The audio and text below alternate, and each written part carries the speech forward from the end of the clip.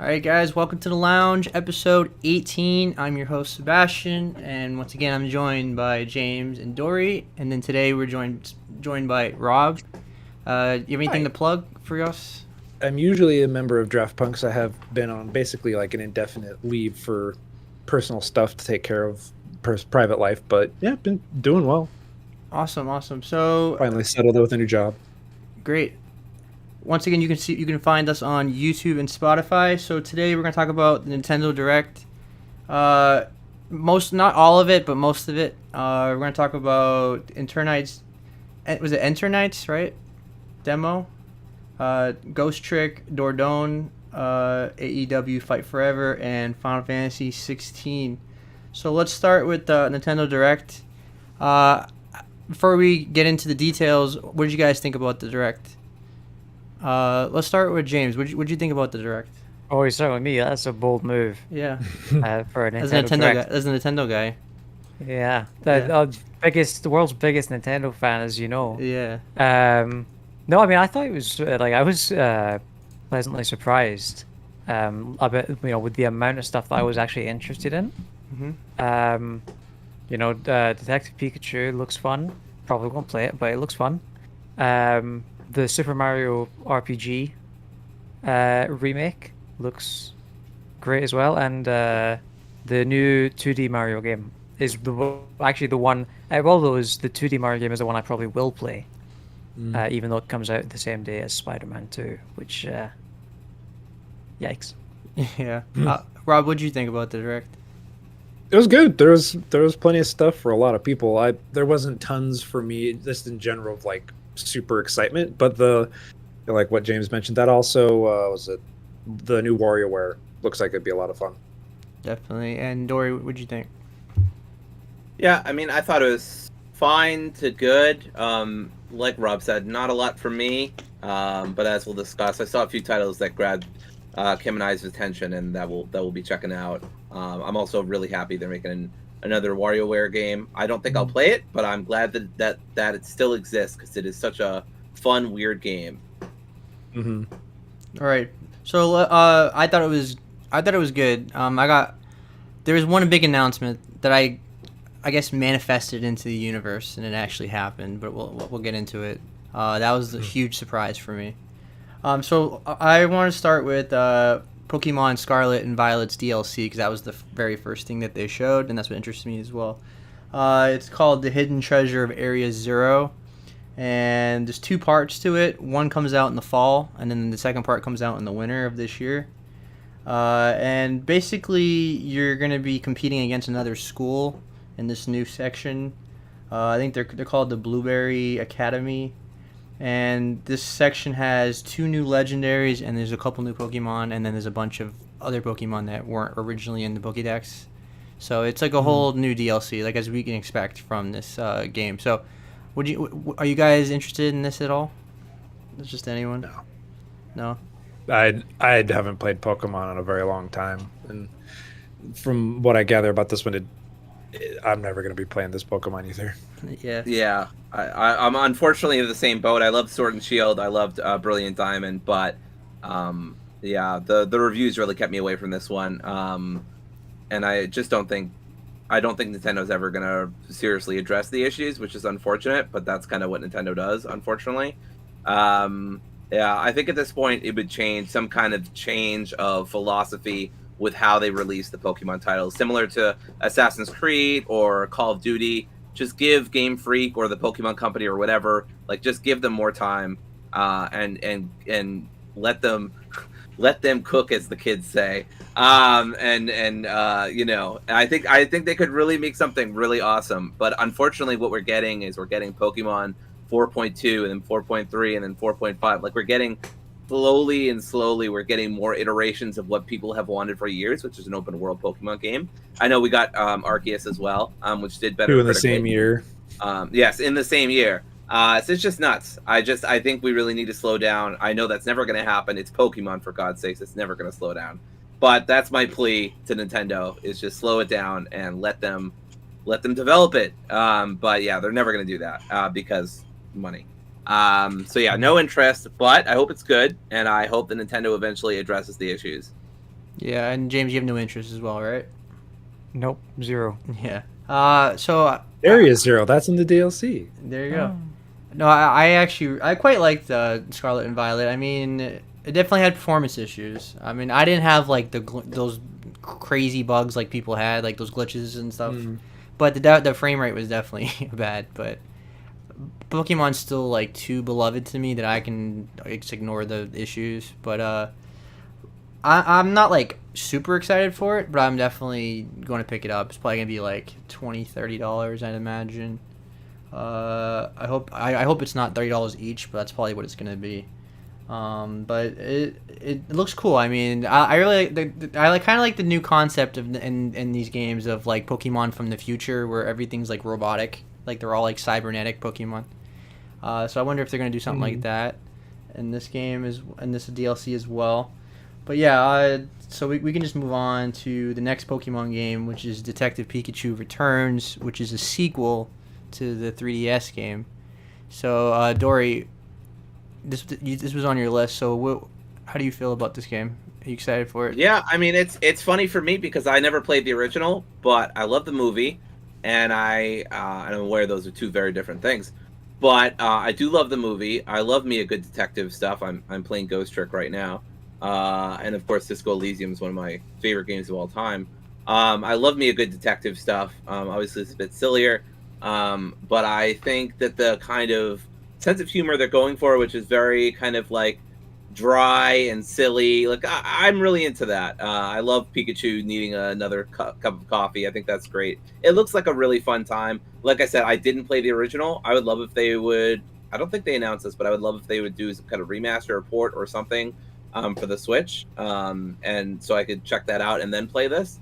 But yeah, it looks great. I was impressed by what I saw. I didn't expect to come away from Nintendo Direct saying, "Guess I'm gonna play Detective Pikachu Returns." That wasn't on my 2023 bingo card, but I'm looking forward to this. Like I said, I really like the movie a lot, and I'm sure Ryan Reynolds will be in this game too. That's sarcasm, everyone. But he'll be in there as an Easter egg somehow. But yeah, it looks fun. It looks like a lot of fun, and that's the hidden word of video games, everybody. Fun. Things are supposed to be fun. I know people wanted what's his name, Danny DeVito to be Pikachu. Yes. And it never happened. Wow, that'd be incredible. I don't know what voice actor they got for this Pikachu, but he sounds great. Yeah, I think it's just. I don't think it's like a big actor. I think it's just a voice actor from something. But yeah, just Ryan Reynolds probably again. Yeah, probably just Ryan Reynolds putting on a voice for some reason. I'm definitely interested in it, but I don't know. I have to look at like what the gameplay is because it didn't really show gameplay. It kind of just showed like scenes of Pokemon doing things. So I want to know like what do you actually do in the game. But I presume. Yeah, but I think it's not $60. It's actually cheaper than that. It's actually. I would hope so. I really don't want to spend $60. It's 50. Okay, well that's at least a little better. But you can use a voucher, so I usually buy the vouchers. So if you do that, you get it for $100. You can get 2 games for $100. So you save $20. All right. I'm assuming Rob and James. I'm assuming you guys don't have any interest in this as well, right? 'Cause you like Pokemon. I mean, it looks fun. Yeah. Yeah, it looks cute. No. The movie was fun, but I didn't play the first one. I won't be playing this one. Just don't have it in the budget or time. Totally fair. Yeah, it's not in the best month to come out for sure. What I mean, month if that is was it coming like- out again? Comes But out yeah. October 6th. Oh God, no. that sucks It's a so death much. sentence. Why would you even do that? October's like a death sentence at this point. I would imagine Nintendo's lucky different. that they have a different audience. Yeah, that's what I'm saying. Yes, that's true. Totally different Nintendo audience. doesn't play. Yeah. Yeah, Nintendo doesn't play by anybody's rules except their own. So Although the big hitters are more like in the middle to end of the month, so that's true. I was thinking about that, like Spider-Man and there's some other games. Alan as well. Wake 2 and Assassin's Creed Alan are Wake all, 2. are all like in the middle Assassin's to late October. Yeah. So I think if you bought it at launch, you could probably buy it, but keeping up with the kids is overrated. So I don't know. Yeah, although if I get the vouchers, I think I'm going to use it for Pikmin and Super Mario RPG, which is the next game that next game that we're going to talk about. This is a remake of the classic Super Nintendo RPG that people love, and this was a huge surprise because people have been asking for this for years. And we Just to have it on the Switch, really. Exactly. through backwards compatibility, and they finally are doing it. Definitely. And then we finally get Gino, who people absolutely Gino on the love. Switch. Yeah, we finally got Gino in a new game because Gino has only been in one game, and then it's this one. So, people have been asking for him to be in Smash Brothers for the longest time, and we still haven't got And it he's yet. in there, kind of. As like a trophy, I think, right? Well, Or an item, also, or an I think item. it's a Mii costume. Oh, me costume. Yeah. Yeah, like a Mii fighter costume. Yeah. So, Rob, remember. are you interested in this game? I mean, I probably won't be picking it up. I loved it when I first originally played it on the Super Nintendo. My dad's actually stoked to pick it up because he didn't play the original one and he loves like turn-based RPGs. And he was messaging me telling me he was probably going to pick it up and asking me what I thought. I was like, I love the original game. That was one of my favorite RPGs as a kid. Mm-hmm. And it's cool that they're doing some treatment to it, and it looks like, I haven't seen all the details, but from what I understand, they're doing some slight quality of life improvements to it, Yeah. which is cool. Yeah, I mean, Great game. I guess you have to because it's from 1996. So Even then, like, it was not a chore to play. Like it was just fun in general. It's where a lot of the conceits with like the Paper Mario and Mario RPG stuff later on would come with like timing, defense, and attacks and stuff like that. yeah. With button inputs. So it was great even then. I mean, I'd be happy with the new one or the original one coming out now or again on the Switch, just playing it that way. I'm surprised it's Smash not Bros. is great. on the emulation on the Switch, on the Super Nintendo one. I'm surprised they haven't put it on Probably because this was on. Yeah, I think that's probably why it didn't Sure. make its way. I always assume because it was licensed because it's Square. It's a Square game, so I was always assume that they don't have the rights to it or something. But I didn't play it on the Super Nintendo. I actually played it on PC as an emulator, like in like I want to say 1999, 2000. My dad had an emulator that had like all the Super Nintendo games and stuff. That's where I got introduced to like Dragon Ball Z. All the games were in Japanese. I had no idea who anyone was at the time. And Broken ass fighter. yeah. Piccolo's broken as hell. Exactly. So this game is a turn-based RPG, so it's very old school. So if you don't like turn-based RPGs, you're probably not gonna like this one. It's definitely in the style of a Final Fantasy game, just with like Mario characters. But it's a really cool story. Better pacing. Better pacing, yeah, for sure. So I would assume Dory and James. I don't assume you guys have any interest in this because you guys do not like JRPGs. I have some interest in it. I mean, I think what really interests me. Kim was watching it and she was like, "Oh, this looks like really fun, a lot of fun." And I was like, "Yeah, the original got a lot of acclaim, and like I'd be willing to check it out." Like, I don't hate turn-based RPGs. They're just a little slow for me, but I don't mind them. Especially if you can get like a good podcast game going. I don't mind turn-based games. I prefer action RPGs, as we'll talk about towards the end of the show.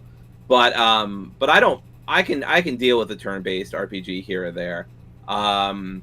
So I'm willing to check this out for sure, especially if reviews are really positive, and if Kim and I go halfsies on it, then I won't even be paying full price anyway. So yeah, it's a classic of the genre, and I think it might be worth checking out. So I'm like kind of on the fence towards like playing it, and it definitely stuck out to me anyway. It looks really cool, and I know from watching this Let's Player Joga Conroy that it's like a huge RPG. Obviously, it started out like you said, it started off the Paper Mario saga, which has been such a huge influence for a lot of RPGs. So yeah, and I almost picked up the Origami King when it came out. I just never like actually did it. Very different game. Yes, very different game. But still one of the better reviewed titles of the Paper Mario saga, especially compared to Sticker Star Saga or whatever. Yeah. Anyway, interested. Not fully committed, but interested. Yeah. I mean, if there was like a sliding scale for my interest in these things, there's there's zero interest. The point is zero interest, and there's I'm gonna pick that up and play it. But like right in the middle there's like, wow, that looks really cool, and that's pretty much where this is for me. I mean, I didn't even. I mean, this was like a kind of a gap in my knowledge. I mean, I like to consider myself in the know Yeah. on even things that I'm not particularly interested in games like Nintendo. Yeah. But I didn't even know this existed, so I thought this was a new game at first.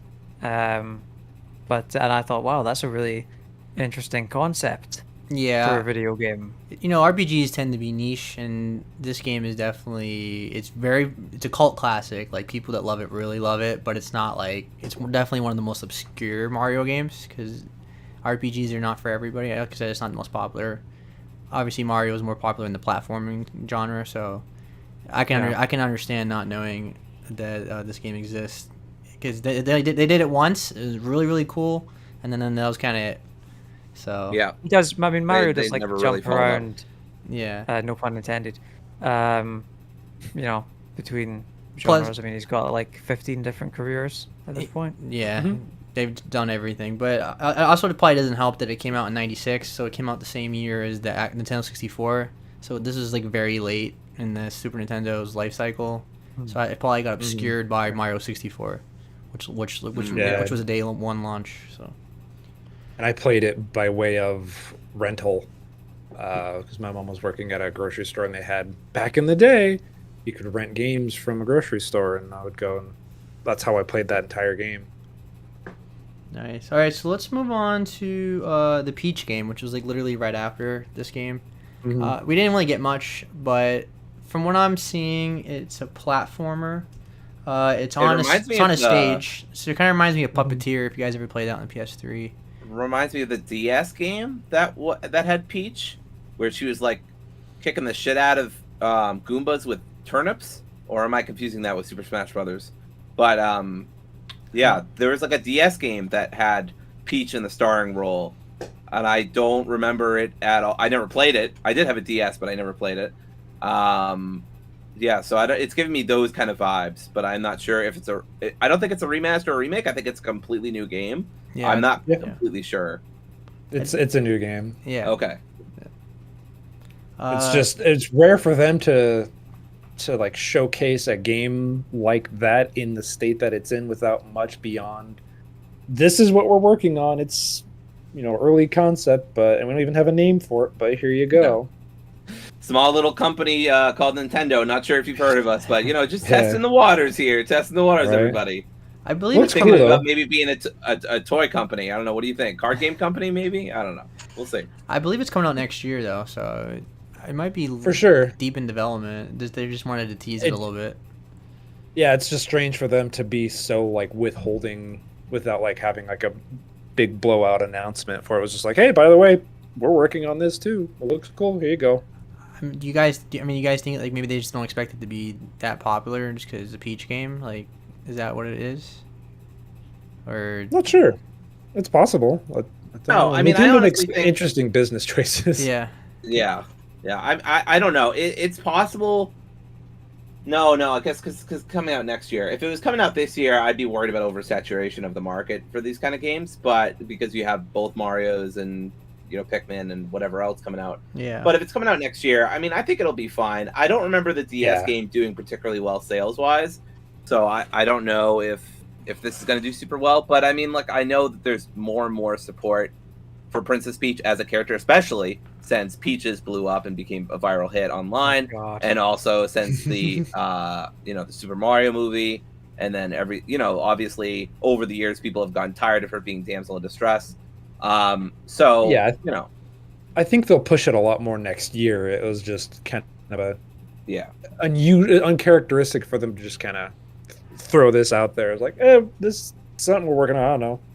Yeah, because you couldn't really do it this year just because you got two Mario games coming out in the fall, like back to back. So it's like one in October and one in November. So there's really no room for sure. it. All right, so they had a lot of Mario games in this direct, and the next thing they showed was a Luigi's Mansion, Dark Moon game, like they're bringing it to Switch, which I'm excited about because I have it on 3DS, but I never got to beat it. I beat the first game and the third game, so this is the game I haven't beaten yet. So I'm definitely gonna pick this up because I really, really love Luigi's Mansion games. I hope it comes out in September or October because it always feels like a great Halloween game. Or I'll just wait until that time of the year to play it because those are really awesome like Halloween games. So I was that announcement was definitely for me. Did you guys have any interest in that, or have you guys even played this game before on the 3DS? Not I this never one, no. played it. I didn't even have a 3DS. I had a DS, and then eventually I stopped playing it, and I never upgraded. But yeah, so I've never played this, but I have played. We've talked about it before on the podcast. Not this one, but a different one. But yeah, I played Luigi's Mansion 3 with Kim actually, and we both had a great time. Yeah, 3 was really good. It was probably one of my favorite Switch games. Probably in the top 10 Switch games for me. So do you guys have any interest in it? Like, you're gonna pick it up, or? I probably I won't be might picking it up. like It looks fun. pending. Sorry, Rob. Go ahead. Oh, just it looks fun, but I probably won't be picking it up. I like Luigi's Mansion 3 and the original one, but it's just not something I really can justify in the budget, honestly. Yeah. Yeah, I'm not sure. I'll pay attention to reviews. If it gets really good reviews, or if people are saying, "Hey, this was always worth checking out," and it's still worth checking out, then yeah, I might get it. But we'll see. I really enjoyed Luigi's Mansion 3, so that made me more likely to buy this than otherwise. I don't know how people view this one. I don't know if people view this as the worst one in the series or not. It's hard to say. I think people really like this one, and the first one gets like people say the first one's the worst because it's probably the most dated one, obviously. But I think I the don't only shortcoming that I heard about this one in particular was just that it was kind of held back because it was on the 3DS, but not Yeah. that it was a bad game. It was just like it's a shame that this one got locked specifically to the handheld when it probably could have done better like on a full-fledged console. And no, Yeah, here we are. that always what, like weirded me out. 10, I was very 12 years surprised. later? I was very surprised that Dark Moon came out on the DS instead of on the game or whatever was applicable at the time, the Wii or the Wii this is U. the Wii U. About Yeah, Wii U. So yeah. I remember very strange. I remember decision. being disappointed with that because I was like, it's kind of like when you play Kingdom Hearts on PS2 and then Chain of Memories comes out on Game Boy Advance. It's just like it's a whole sequel that you missed. It's like what? That's why I didn't continue the Kingdom Hearts series. Yeah, I mean, now it's so accessible, which is crazy, but at the time it was ridiculous.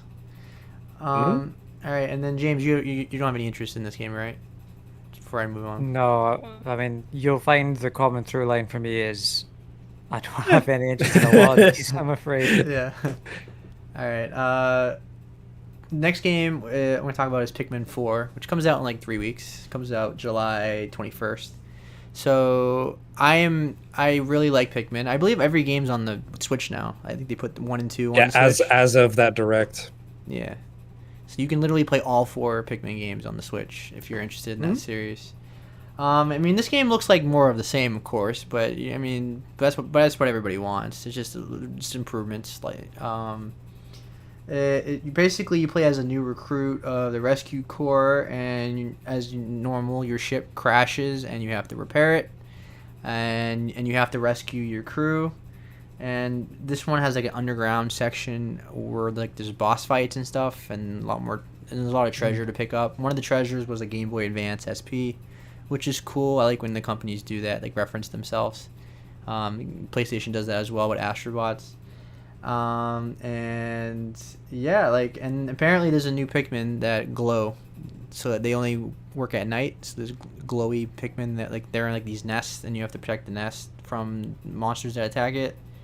And They're the irradiated Pikmin. Yeah, and that's pretty much what they showed. I mean, it's Pikmin. Like you pull them out of the ground, you throw them at monsters, you get them to carry stuff, and that's pretty much it. Like it's but it's really fun. Like it sounds boring, but it's like that gameplay is so much fun. And they never and the pacing's always good. I think they never overstay their welcome. It's always a nice 8-hour experience, or even more if you want to do more. But usually they're not long games. But then people start saying, oh, well, is it worth spending $60 for an 8-hour game? I'm like, yeah, if you like what you're doing, then I think it's fine for $60. But what do you guys think? Have you guys any interest in this game at all? Brian's definitely more of the Pikmin fan. Yeah. I played a little bit of the original one and thought it was alright, but it's just not a game for me. The series has never been really one for me, but it's cute as hell. I've tried for a long time to figure out what Pikmin actually is.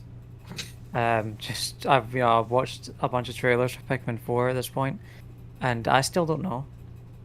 Seb's description there is the closest I've ever gotten to understanding this franchise. So You have little minions, and then you pull them out of the ground, and then you throw them at objects to carry them. So let's say like 25 out of 25, you need to pick up the item. So you would throw like 25 at them to pick them up, and then you carry them back to base. And when you put it back to base, it summons more Pikmin, and you just keep getting more and more of them. It's kind of like a resource management game, Yeah. like an active resource management game, where like they have different properties, like red ones and Yeah. blue ones, and some of them are heavier, and some have like elements affiliated with them. Right.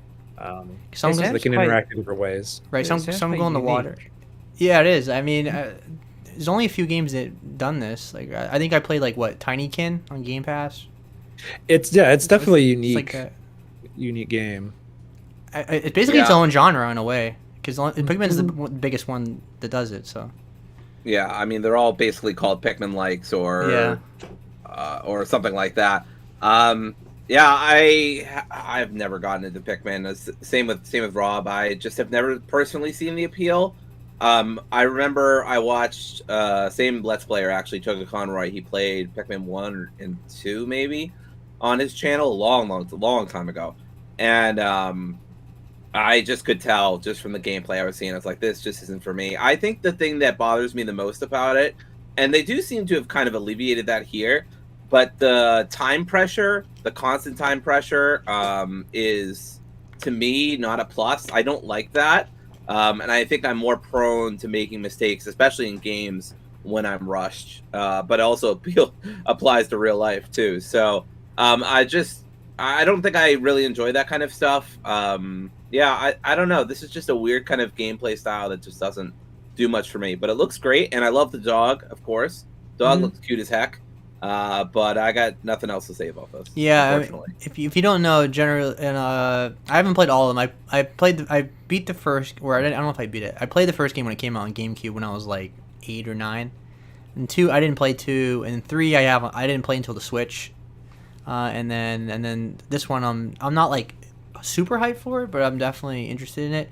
I was talking to Dory on Discord, and I was telling her that it's a great game for me at that time in late July, where I'm getting ready for school as a teacher, and I should have Tears of the Kingdom and Final Fantasy beat, and I'll have my long class done. So it's a perfect, nice, casual, easy game for me to just chill with for that time. For sure. So it's a great time for it. That's what I gather is the best appeal for that type of game is like just it's cute, chill, and just kind of there are some potential like time constraints and stuff like that, but ultimately it's just exploring a little world and there's no real stakes. Yep, and then because right after that, then shit hits the fan, and then it's just like Baldur's Gate 3, Starfield, Alan Wake, Spider-Man, and then Assassin's Creed. It's too much. So, Busy year. Yeah, because I think I'm going to get Baldur's Gate 3 now on PC. I was gonna get it on PS5, but I'm starting to think maybe I should just get it a month before Starfield, so I don't feel like I'm playing Starfield and Baldur's Gate 3 literally on the same day. Because now it's on the same day.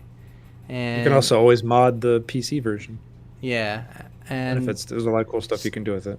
definitely. So I think I'm getting it on Steam. I was going to get it on Steam already. I would have had it pre-ordered, but I think I didn't like the fact that you can't carry over your progress unless that changed. But I didn't want to play the same section again. It's specifically just so that like with the save file stuff that you can test. It's for Larian definitely uses early access as test phasing. Yeah. So that way they can iron out all the kinks in when it actually releases. I mean, they did the same thing with Divinity Original Sin 2 and its early access window. And so like it's definitely a decision that ruffles feathers for some people, and it's fair. But it's one of those like if you want to like kick the tires on it, see how it plays, get like an early concept for it for sure. There's no harm in waiting until it's 1.0 at all. Yeah, because I don't want to put like 40 hours into a game and then be like, oh, it doesn't matter. Or anymore. 200 apparently. Or 200, yeah. For specifically that one. It's my. I mean, I love Baldur's Gate 1 and 2. I mean, I grew up with PC gaming as well, and I love Dungeons and Dragons, and I love fantasy RPGs. So this game is like for me. Like I'll be so engrossed in every dialogue and It's very good so far. man, very Baldur's good. Gate 3 and then right after that is Starfield. That's insane. Mm-hmm. And I can't even imagine playing it on PS5 and playing on the same day as Starfield. Like I'd imagine that, I mean, if you're a hardcore person, you only play on one platform, then it's not an issue, but if you're like me and you play on everything, I couldn't even possibly juggle the two of them. That's crazy to me. Right.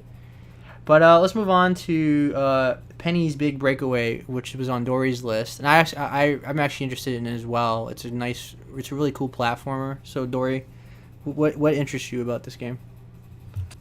Yeah, I mean, it just looks like a really fun, cute 3D platformer. Those aren't always my thing. Yeah. But I think the movement in this looks really, really cool. It's from the same people who made Sonic Mania, I think. Yeah. And that's really promising. Sonic Mania was obviously reviewed and praised generally.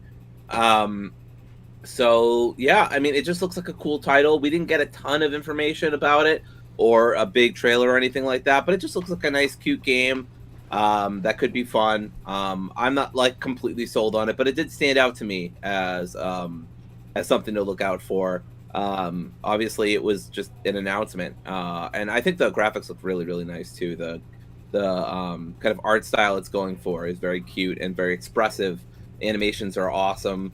So yeah, it just really jumped out to me and caught my eye. Like I think a lot of other people, especially because it somehow hadn't been announced on any of the other 500 streams we had seen throughout the summer already, most of which took place before the summer, but I digress. But yeah, so it just seemed cool, and I'll definitely be paying attention to how it does. Yeah. Go ahead. No, I must have looked over this. I mean, I must have overlooked this when I was actually watching the stream. But I'm watching the trailer now, and I love this. This is Yeah, it looks cool. I love these kind of more obscure kind of 3D platformers. You know, like Yeah, they died away for a little while. yeah, but it's kind of like it's giving me those kind of secondhand nostalgia vibes. Like, do you know that game A Hat in Time? Mm-hmm. That came out a wee while ago. It's kind of It's on PS Plus, by the way. They just put it on PS Plus. Oh really? Yeah. Oh, that's good. It's like your Astro's playrooms and Yeah, exactly. There's kind of a renaissance, if you will. So yeah, that looks fantastic. I really love the art style and everything. Yeah. Mm-hmm. Yeah, Sackboy was great. Yeah, you definitely see. This game gives me a major it reminds me of like a Sega game. It gives me like Dreamcast vibes for sure. For sure. Well, hopefully it's not like the last game that give me those vibes. We all know Nights into Dreams. No, what was that bad game with that guy with the hat? What was that really bad? Dory, you know. Yeah. I'm forgetting it. Wait, which one? What was that like really bad game that was inspired by Yuji Naka's most recent release? The Sonic guy.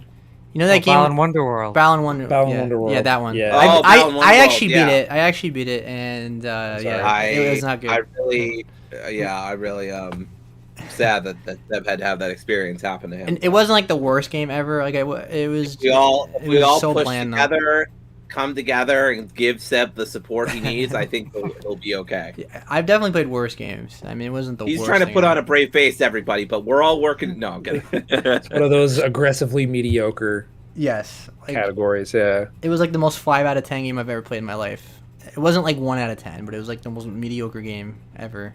Actually, 5 is probably generous. Probably like a 4. But I mean, the demo was wacky though, with like the farmer guy and the dancing. You can dance.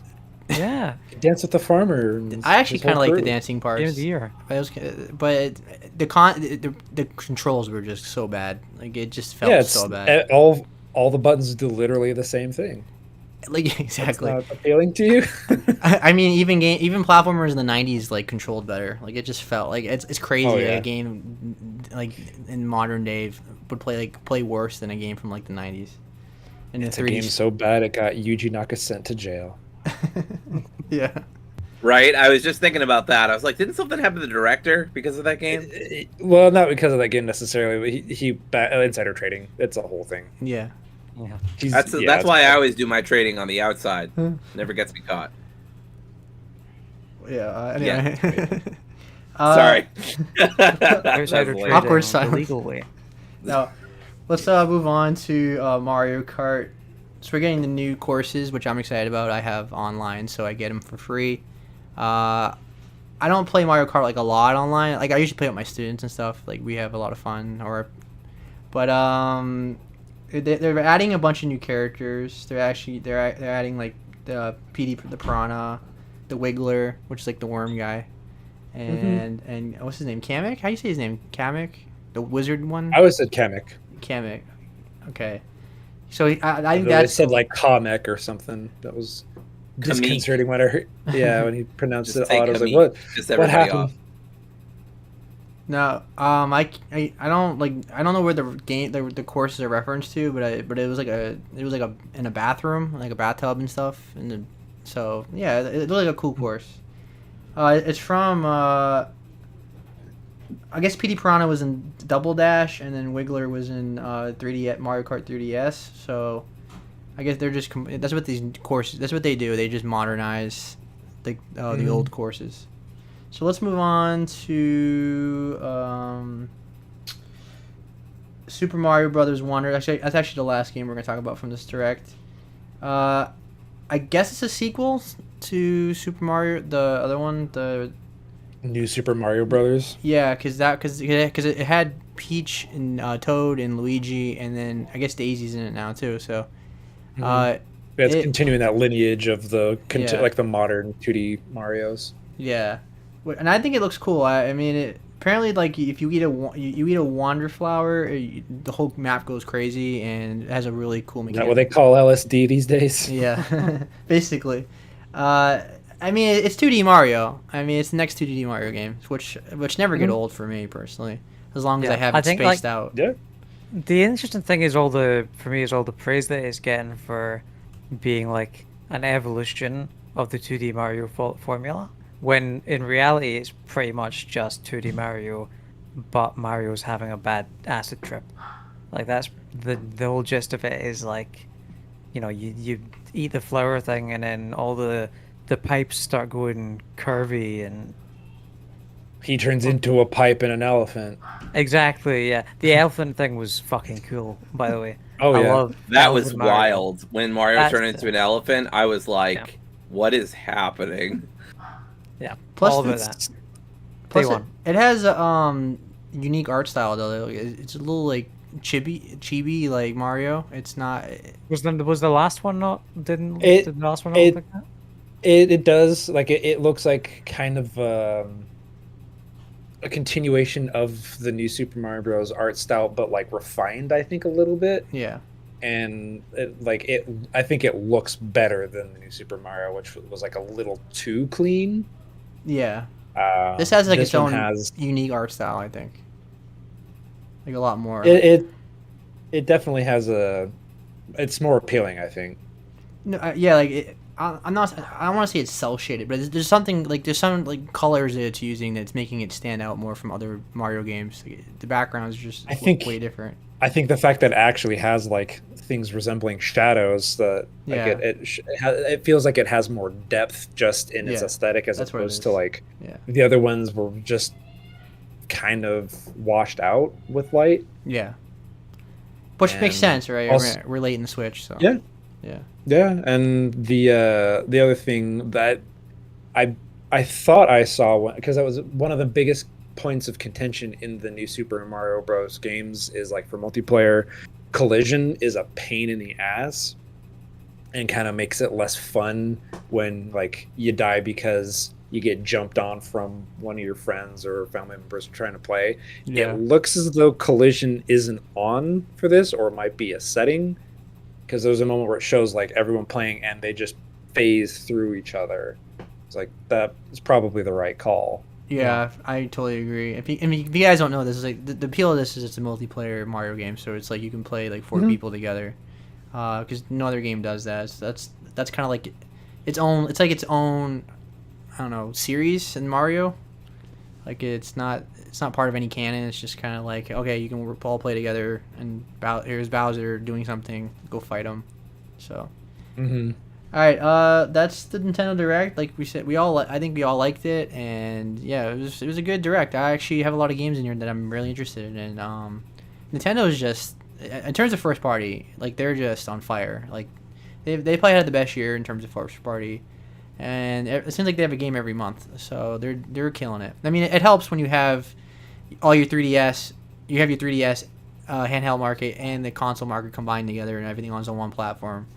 Other companies don't have that, but yeah, Nintendo's just nailing it right now. But the big question is what's the new console? Because with the whole Activision thing, apparently Nintendo kind of got dragged into it, and the fact that like apparently their new console is on the level of the PS4 or a PS4 Pro or something like that. So we'll see though. Go ahead, James. Yeah. I didn't mean to cut you off. No, I was gonna say, that it was better. The showcase was better than the PlayStation 1. That's not saying much. Don't say much. But it was. Whoa, also you weren't better. stoked for the Street Fighter 6 crossover with Exoprimal? Was that? I don't even remember that. From the. How could you forget Robo Ryu and Robo Guile dropping down as mechs to fight dinosaurs? I think I've just blocked Sorry, the whole anyway. showcase out of my memory. Just I still to suffer the trauma. I still hold the opinion that like it was a good show for me because there was a lot of third-party games that I wanted to buy on PS5. So in its sense, it did its job. It was just very bad for first party. But, Yeah, it definitely wasn't a first party. Yeah, showing. It was also because it was like 8 games I better want. than the Annapurna one as well. I don't know if you guys watched the Annapurna showcase. I did watch the Annapurna one. I thought it was pretty disappointing.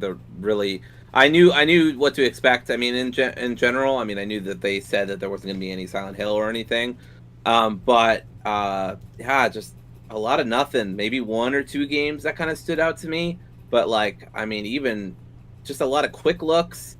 There was like, I think the coolest thing about it was like this nice little look at like a 2-person studio that's like a couple in Japan, and it was very wholesome about how they make games together and try to make sure it doesn't interfere with their love life and stuff. And it was cute, but I was like, all right, I feel like we're kind of killing time with this cute, wholesome story to cover up for the fact that you don't have any games to show. Yeah. I want to see some games, damn it. Big thing for me is the Cocoon game because that's the people that made Inside and Limbo. Yeah. So that's on Game Pass day Looks one. Looks super different from both of those games to me, anyway. Yeah. In terms of gameplay. It's just that it wasn't bad. It was just that like everything they show is basically I already knew about, like from other showcases and stuff. Either knew about or it was way too short, like Ghost Bike. They barely showed anything about anything of it. Or I think I am happy that they showed Thirsty Suitors because I am interested in playing Thirsty Suitors. I think that looks like a lot of fun. It's like a dating sim fighting game with a lot of like sort of like Indian influence. So that seems really cool. But other than that, I have nothing to say about the Annapurna show. Yeah, I think it's cool that Stray's coming to Xbox, but that's pretty much. Yes, I was just thinking that. Yeah, because it still bothers me that they don't say Annapurna, but whatever. I was just confirming with the screenshot that in fact there is no collision in this game. In Super Mario Wonder. And also Luigi T-posing. That's right. Stunt on him. Bring back your Luigi too. That's right. All right, so let's move on to the next 5 topics. The last 5 topics are going to be very Dory heavy. This is a very Dory heavy episode. So if you like to hear Dory, I win. I finally win. It only took me 18 episodes. This is the episode you're going to hear Dory talk 90% of the time.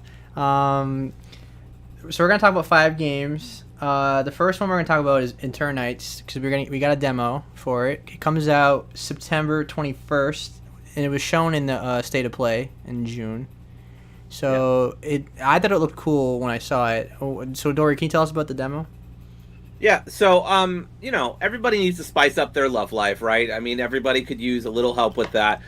What if the apocalypse happened and you had to have a love life instead? I feel like that's enough spice for just about anybody. Basically, the basic premise is that this contagion happens and some sort of disease spreads all over the world, and all these creatures start attacking people wildly. It starts spreading around. It's basically a zombie apocalypse, but they don't call them zombies, they're all under the control of this. This is where it gets anime as hell, but they're under the control of this extra dimensional being that has, tried to kill you, the main character, because your arm can be used as a sword. And then in the middle of everything, there is a pop star singer who your friend was trying to show you on the TV, who he's a huge fan of, and you happen to be in the same bunker as she is, trying to avoid the end of the world. So the gameplay is very action RPG heavy. I played about, I want to say, a half an hour to an hour of it. I had a good amount of fun with it. I think the most striking thing is definitely the visuals. It is anime as hell. And I think it looks really good, actually. There's not... Seems to be pretty good and clean for being a Switch game. Yes. It is also on PS5, I think. So yeah, it is. I'm looking at a trailer for that version right now, and I'm curious to see how that translates to the Switch. That's fair. If I pick it up, it'll probably be for PS5, but we'll see. I had a lot of fun. I chuckled a couple times. There's some fun dialogue. It's kind of a visual novel with some action RPG elements and some romance sim elements, and with obviously the apocalypse in the background. It's very graphic at times. One of the characters just eats it. I don't know if you all have seen the Game Informer first impressions video, but one of the characters, her throat just gets cut open, and it's very graphic. But I posted a screenshot in one of the trailers where a dude gets his arm cut off. Yes, exactly. And that is actually the main character getting his arm cut off so that he can use the sword. The beam sword's actually his arm. I don't know. It's anime. It's anime. It's anime. It's cool as fuck. I really liked it. I wasn't in love with it. I didn't think the gameplay didn't wow me. It didn't feel like nothing I'd ever seen before. Not that it has to be. But I had fun with it. I mean, pretty basic controls. You can, you press. I was using my Xbox controller, so you tap one button to attack, do a combo. You can press another button. If you press it at the right time, you do a little more damage. That kind of basic setup. I presume as you go through the game, it gets a little more detailed. The pop star also ends up being kind of a witchy character. She can heal you and stuff, so that's nice. But like I said, I didn't get super far in there. You can choose to romance her or not romance her. I believe there are other people in the game later who you can also choose to romance or not romance. Again, while the apocalypse is in the background, that's the main thrust of this game that makes it different. I had fun with it. I think the graphics are striking. I think that's the best part about it for sure. The voice acting, I should mention, there is full voice acting as far as I remember, and it's actually pretty solid. I was a little surprised, but they definitely brought at least their B game to the voice acting. I know that sounds like a dig, but it's not. I enjoyed all the characters. I thought they were kind of all fun. You can play your character however you want in response to your friend or who you're kind of stuck with during the apocalypse. And he's kind of cowardly and doesn't really have any powers. So I think that's going to kind of play into the story as we go in more and more, as he feels kind of more and more useless. And then the pop star, who you can crush on or not crush on. And then obviously you can be more confident or you can be more reserved. So there's different ways to play it, I presume. I presume that there will be some amount of replayability for this game. We'll just have to see how it all turns out. Yeah, so what stands out to me is, first of all, is the lighting. It's very dark, very blue. You walk down long hallways. Usually, action RPG genre doesn't have horror, so there's this kind of a cool idea, because you usually don't see this.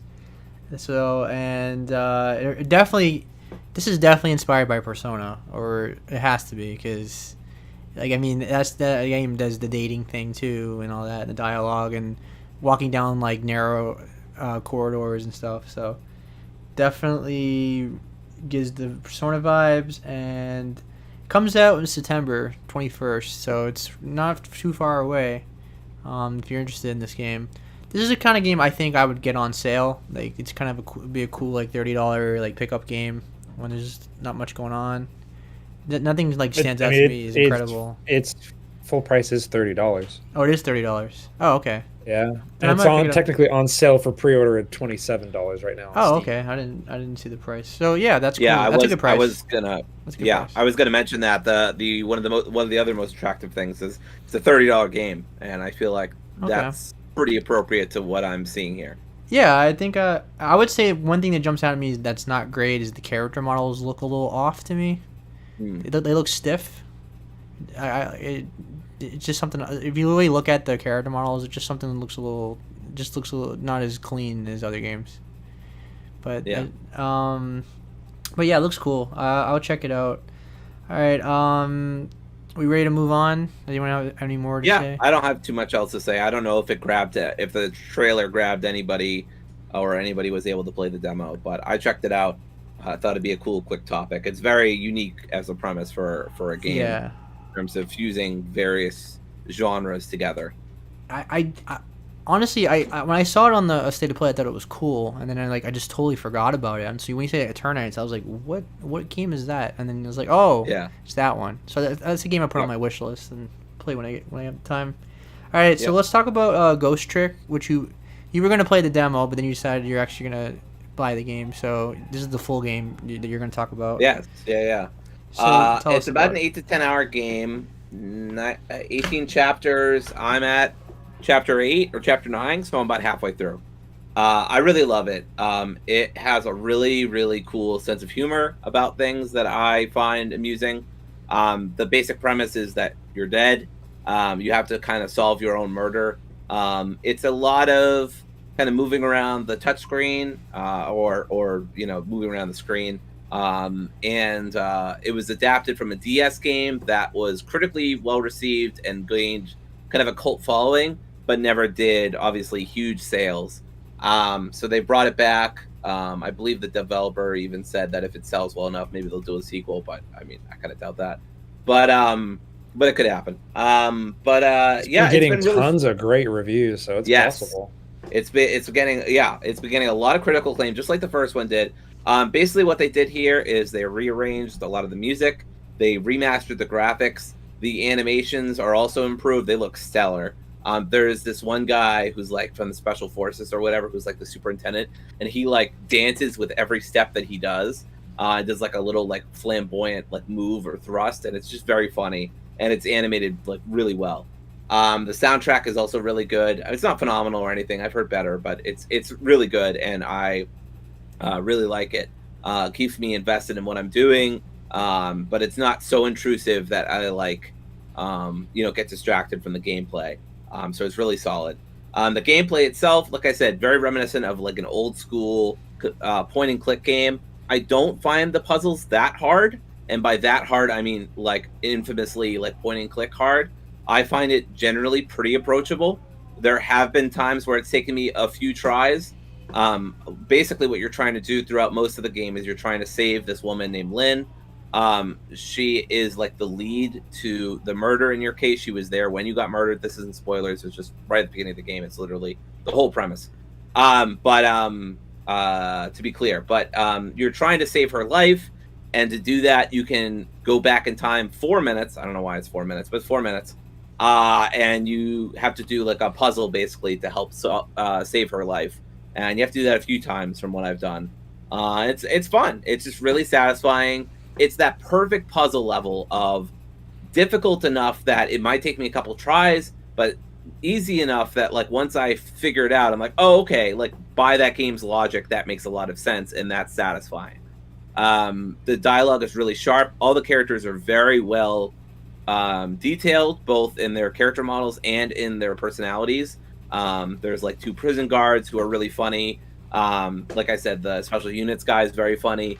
Lynn has some funny personality quirks. Your character, playing kind of the straight man to all the wild stuff that's going on, is also a lot of fun. It's just a really good time so far. I haven't really had any puzzles so far. I did talk earlier about Pikmin and how I don't really like it when games rush you. And that is a little ironic because I find that this game is generally able to rush me, and I do feel the pressure, but because you can go into the separate menu called like trick time, and you can freeze time. for until basically you turn it off. It's not like limited or whatever. So even though I feel a little pressured, I know I have that safety net of I can just freeze time whenever I want for however long I want. But eventually I have to go back into real time to affect like mechanics and stuff like that. Like you can't possess people's bodies. You can only move around like materials and stuff in the environment that help you solve puzzles. All these arbitrary rules, but I mean it that's what the game is. You just got to accept it. Yeah, it's funny, it's fun. I think it's really solid so far. I would say, even if I think I played about 5 hours of it, maybe a little more. I played the demo and it does carry over. So for anybody watching who played the demo, your first hour or two is not wasted. You can just hit the import data from trial version or something, and that'll work for you. But yeah, that's most of what I have to say about it. I didn't know if y'all had any questions or anything like that, but I'm having a blast. Now, what happens if she dies? Like, do you get a game over, or? Yeah, so you do get a game over, but you can restart it from either the beginning, or what will happen is when you're doing puzzles, you will alter fate, and that will act as a checkpoint. And so, and sometimes it's not even a huge thing. Like, it's not even saving someone's life. It's like making it so that one person, you solve one puzzle to make this person in this position of the room, to make it a little more likely that you can save person C's life. And that'll be like, fate altered, and then you can go there instead of starting all the way back over. So far I found the checkpoints pretty generous, or if not generous, like acceptable, within acceptable parameters. I will say there is a bit of a bummer of like when you start over, you do have to see like the same animations over and over again, even if you've seen it. But you can skip past dialogue by pressing the B button on the Switch. So you can fast forward past that. You don't have to click on certain thought bubbles if you don't want to. And the game will also show a check mark if you've already like interrogated somebody's thoughts or already read something. So you're not you're not unsure about things. So like I said, I feel like it's pretty good about that overall. I can see it annoying somebody, and it does actually annoy me a little bit. You kind of if you're like waiting for somebody to go down the stairs to come investigate a noise or something, and like you got a game over before, you got to wait for them to come down the stairs again.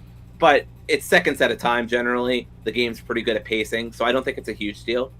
I find the mystery pretty interesting so far, and there's a colorful cast of characters. So I haven't been disappointed with my purchase yet. It's about $30, which I feel is pretty reasonable for this kind of game.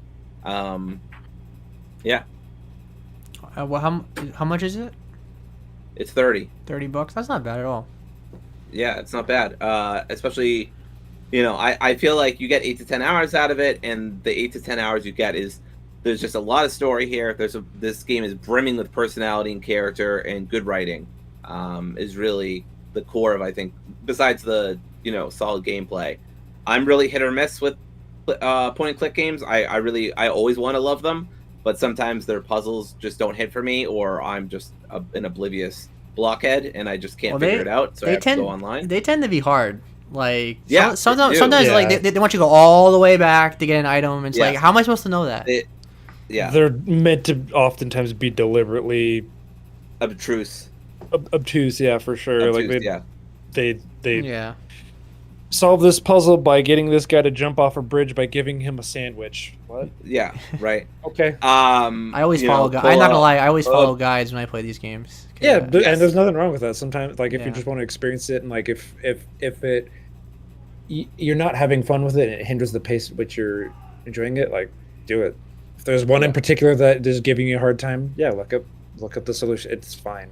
That's what I do too. Like, if I'm like just struggling with a puzzle here or there, eventually I'll look stuff up. If it's like every single puzzle I'm like frustrated and struggling, I'm like, eventually I just call it. Like, that's what I did with Senua's Sacrifice. But like with this game, I haven't had to look at a guide once. I did have, like, the most recent puzzle did take me more tries than other ones. I actually knew it was gonna, because they're like, oh, it'll be easier to save my life this time because it's a mechanical process, and I'm like, yeah, it's gonna be harder, isn't it? And it was. But overall, I've really been having fun with the game. I feel like it does really let you it simultaneously rushes you and lets you take your time. There are moments where you're not timed with anything. You just explore the environment. You can go to places. It's not linear either. Not completely linear. I mean, obviously, it's fairly linear. It's a DS game originally. But, like, you can go to other areas whenever you want. You can go check out other characters or other environments. You don't have to stay in the one area. Basically, like, you're able to travel to various scenarios or environments based on a phone line. And so that'll warp you to various parts of the city that you're in while you're dead. So yeah, the whole game's just about solving your own murder and making sure that nobody else gets hurt and figuring out like what's going on and why. And yeah, I always dig a good mystery and detective games and stuff like that. And this has been really good so far for me. Yeah, this game seems up my alley because I also love point and click games. So this is something it's on my wish list. If I didn't have a bunch of games to play right now, I would definitely check it out. So this is gonna be a cool game to check out later on because it looks like a lot of fun for like 10 hours, right? Like yeah, it's like 8 to 10 hour game. Yeah, because I really like point and click games. I mean, my favorite point and click game of all time is probably still Grim Fandango, I would say, or Monkey Island. One of the two. Probably Grim Fandango. All right, so Great game. yeah, and speaking of point and click, next game we're gonna talk about is Dordogne, which is also a point and click game, although it's not only point and click. Dordogne is based on a town in France, so that's the whole concept. You're in France and you're on like the summer vacation. You play as a little girl named Mimi. Basically you play as an adult named Mimi, and you play as and then you can flash back to when she was a kid as well. What stands out about this game, which it just came out on Game Pass, by the way. What stands out about this game is the watercolor background. It looks gorgeous. It absolutely is gorgeous. It is gorgeous. It is gorgeous. And what I love about this game is it has a major like Studio Ghibli vibe to it, because it typically follows that like quirky little girl that goes on an adventure and she meets like a random. I mean, she meets like a worldly figure, and then she meets like a boy that like lives like in like his own little cave, and they go on adventures together. So I was playing this, I was like, yeah, this is like a Studio Ghibli movie, which I absolutely love, because it's just very high praise. Yeah, and it's just very chill. Like the music's nice. You just get engrossed like in that whole, because if you look at it basically, it's not much to it. Like most of the game, you do mundane things. You pick, like if you cook, you grab a pot, and you cut vegetables. You pick it up with a cursor. Like you do very basic things. You put a key in a hole and you twist it. It's nothing like crazy gameplay. A lot of photography. Yeah, and there's photography and there's recordings. You can write your own poetry. You write your own poetry. At the end of every chapter, you can make your own thing. A little scrapbook. Yeah, a little scrapbook. I really recommend this game. It's on Game Pass. It's $30, I believe. I have it on PlayStation. I actually platinumed it last night. Now, I want to say negative. Negatives, you won't really affect you unless you're a trophy hunter. But if you're a trophy hunter like me, this game is rough with trophies, because the checkpoints in this game are terrible, because most of the trophies are collectibles. There's a lot of like stickers and words you can pick up, and if you miss one, you can't go back, and that's it. You have to play the whole game over again. So you can imagine playing this game, you're like 3 hours in and you missed one thing. You have to go all the way back from the beginning, and that ruins your experience. I had a couple scares, but I didn't have to deal with that, fortunately. But so that I don't think people are going to notice that if they're not looking for like the collectibles. But if you are, the checkpoint system in this game is terrible. You can't go back. There's no chapter select at all. So how long is it total? For me, it took me about 3 hours. I would say 2.5, 3 hours. It's very, very. That's not bad. Yeah, it's 8 chapters, but the last like 2 chapters are very, very short. I think chapter 8 was just like dialogue and a cutscene. I love that though, that length, because especially because it's on Game Pass. Just Yeah. something you can stick on. Yeah, My it's- Game Pass yeah. says my Game Pass says only an hour and 3 minutes, but that's not true. Yeah, those things For are me never at least it was at least 2 to 3 hours for me as well. Yeah, like I said, it basically it combines like point and click and 3D, and you walk around, and yeah, it's I don't it's kind of hard to explain, I guess. I mean, I could take a crack at it. Yeah, go ahead. So, I mean, the basic premise of the game is you're playing this character named Mimi, and she, for some reason, can't remember her childhood before I think she was 12 or 14 or something like that. Well, I think I think they do explain it. I mean, at the end, I don't want to spoil it. Oh, they do. They do. I'm Yeah. just setting up the premise and stuff. Gotcha. But I'm just saying, yeah, like your basic thing is you're trying to discover various memories through objects. Yeah. So through the present time, you're going around the house. You're trying to find this notebook that your grandmother left for you, and that's basically the main objective of the whole game. And you're also like dealing with like interpersonal family dynamics. And then when you do find objects that remind you of, oh hey, I remember this, it'll like go all sepia tone. You'll be in flashback. It doesn't go sepia tone, but you'll be in flashback territory, and you'll play as a much younger Mimi who's spending sort of a summer with her grandmother, and around there you're helping your grandmother with various tasks and stuff. I think I think Seb or me or anybody explaining like how to play this game, it sounds boring as fuck, but like this game is so flipping good. It is in my top 5 actually of the year, top 3 actually. It is an incredible look at nostalgia and memory, and I just think the writing is beautiful. I think the atmosphere is incredible. I'm not trophy hunter, so the bad checkpoints don't affect me, but yikes. Yeah, you won't even notice. Yeah, if you're not trophy hunter, you won't notice. Yeah, but I mean, still, they should have better checkpoints if they're going to give you achievements for sure. Yeah. But I mean, and I cried twice during this game. I cried once there's a part where like, I won't say too much because I don't want to spoil anything, but basically like when you're the younger Mimi, your grandmother catches you in an area you're not supposed to be in. And I don't know why, but like I kind of figured out like retrospectively like why this was such a big deal, what was going on here, and like why this mattered so much to her grandmother. And I expected her grandmother to just go off on her because her grandmother had already been a little, mean before, not like excessively mean, but yeah. And so, but she was just completely kind about it, and it just blew me away. And the way that it was written, and I think there's voice acting, right? Am I making stuff up? Yep. Yeah. It's actually the way it was. It's well voice acted too. Yes, it's very well voice acted. The way it was voice acted too was just incredible. And then towards the end, I also cried, which was intended. It's technically it's technically an English dub because this game is a French game. Yes. So. But yeah, it's just so much fun. You can make your own little scrapbook, like Seb and I were saying earlier. You can make your own poems. You can put various pictures and sounds in the scrapbook. It's just very satisfying because it makes your journey your own. I don't know if it saves that in the main menu or saves it anywhere, but you can always take screenshots or something if you're playing on PC or PS5 or whatever.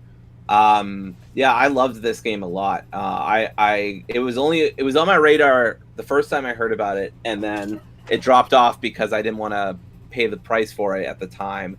And then Seb was like, "Hey, like you should go check this out. It's on Game Pass now," which I had no idea. I said this is a very you game.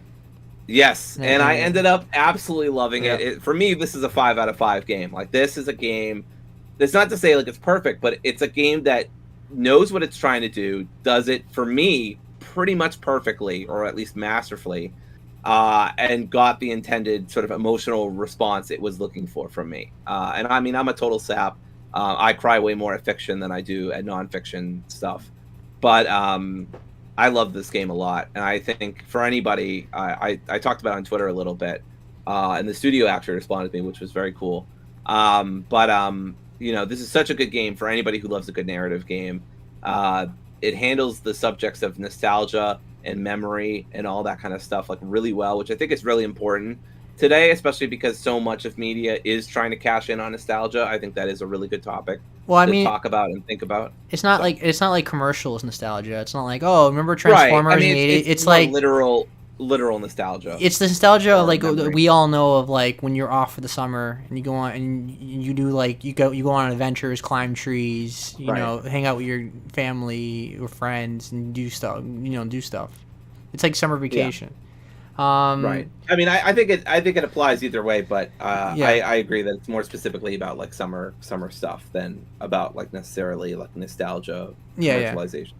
Exactly. And what was I gonna say? So like, what I like, what a good thing about this game is like, even though you do basic things like gardening or go to the market, that sounds boring when you explain it, but I think the game's pacing is so good that like you don't mind it because it's only like 5 to 10 minutes, not even like Yeah. every time you do like a quick time event or whatever, it's a point and click section.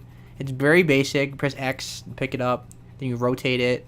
There's nothing that like drags out. It's very quick.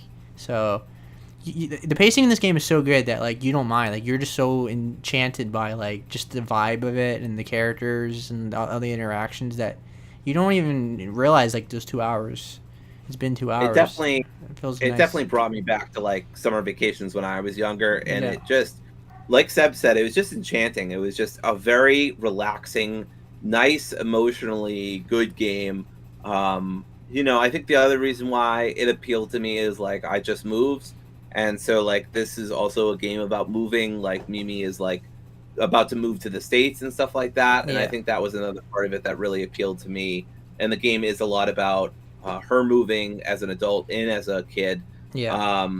It's just a very good, very relatable story. And like Seb said, I really think the pacing is the key, because even though you're doing these completely mundane things that would sound boring if we describe them to you, when you're actually doing them, it's both so easy and in the context of what you're being asked. The voice acting and the writing is so good, you don't mind doing it.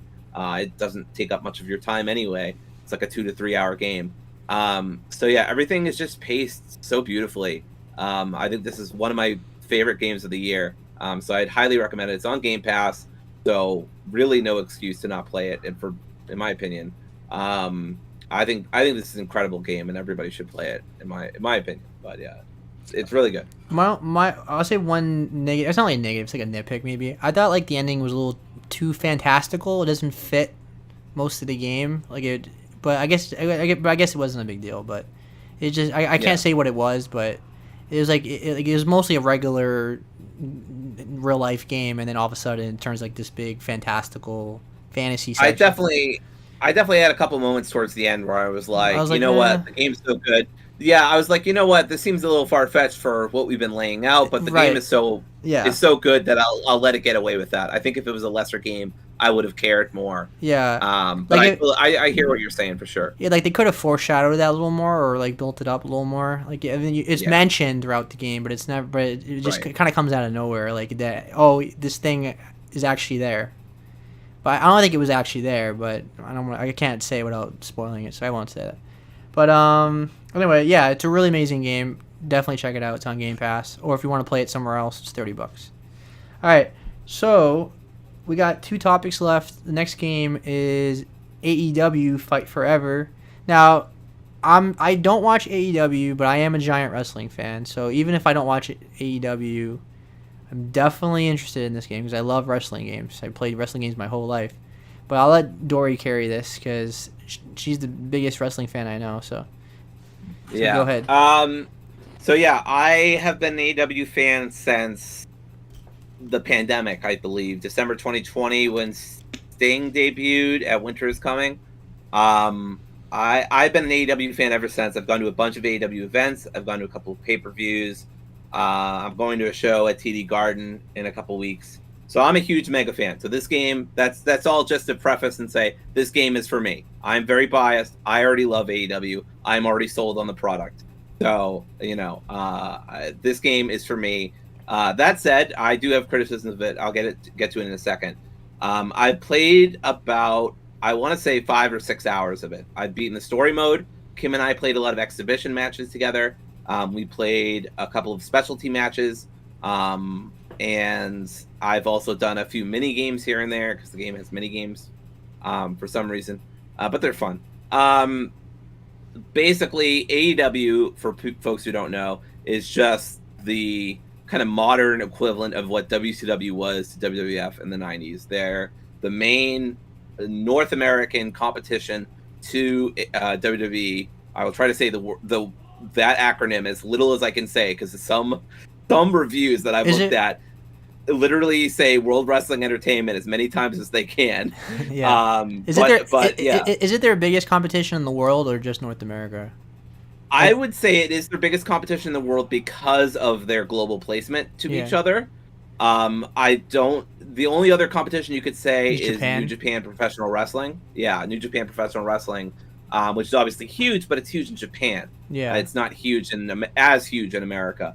Obviously they have, well, not obviously, but they have like more American outings of Japanese style wrestling. Yeah. Like Spark Joshi Pro just started, and also New Japan Strong is going on, but that's neither here nor there. Yeah.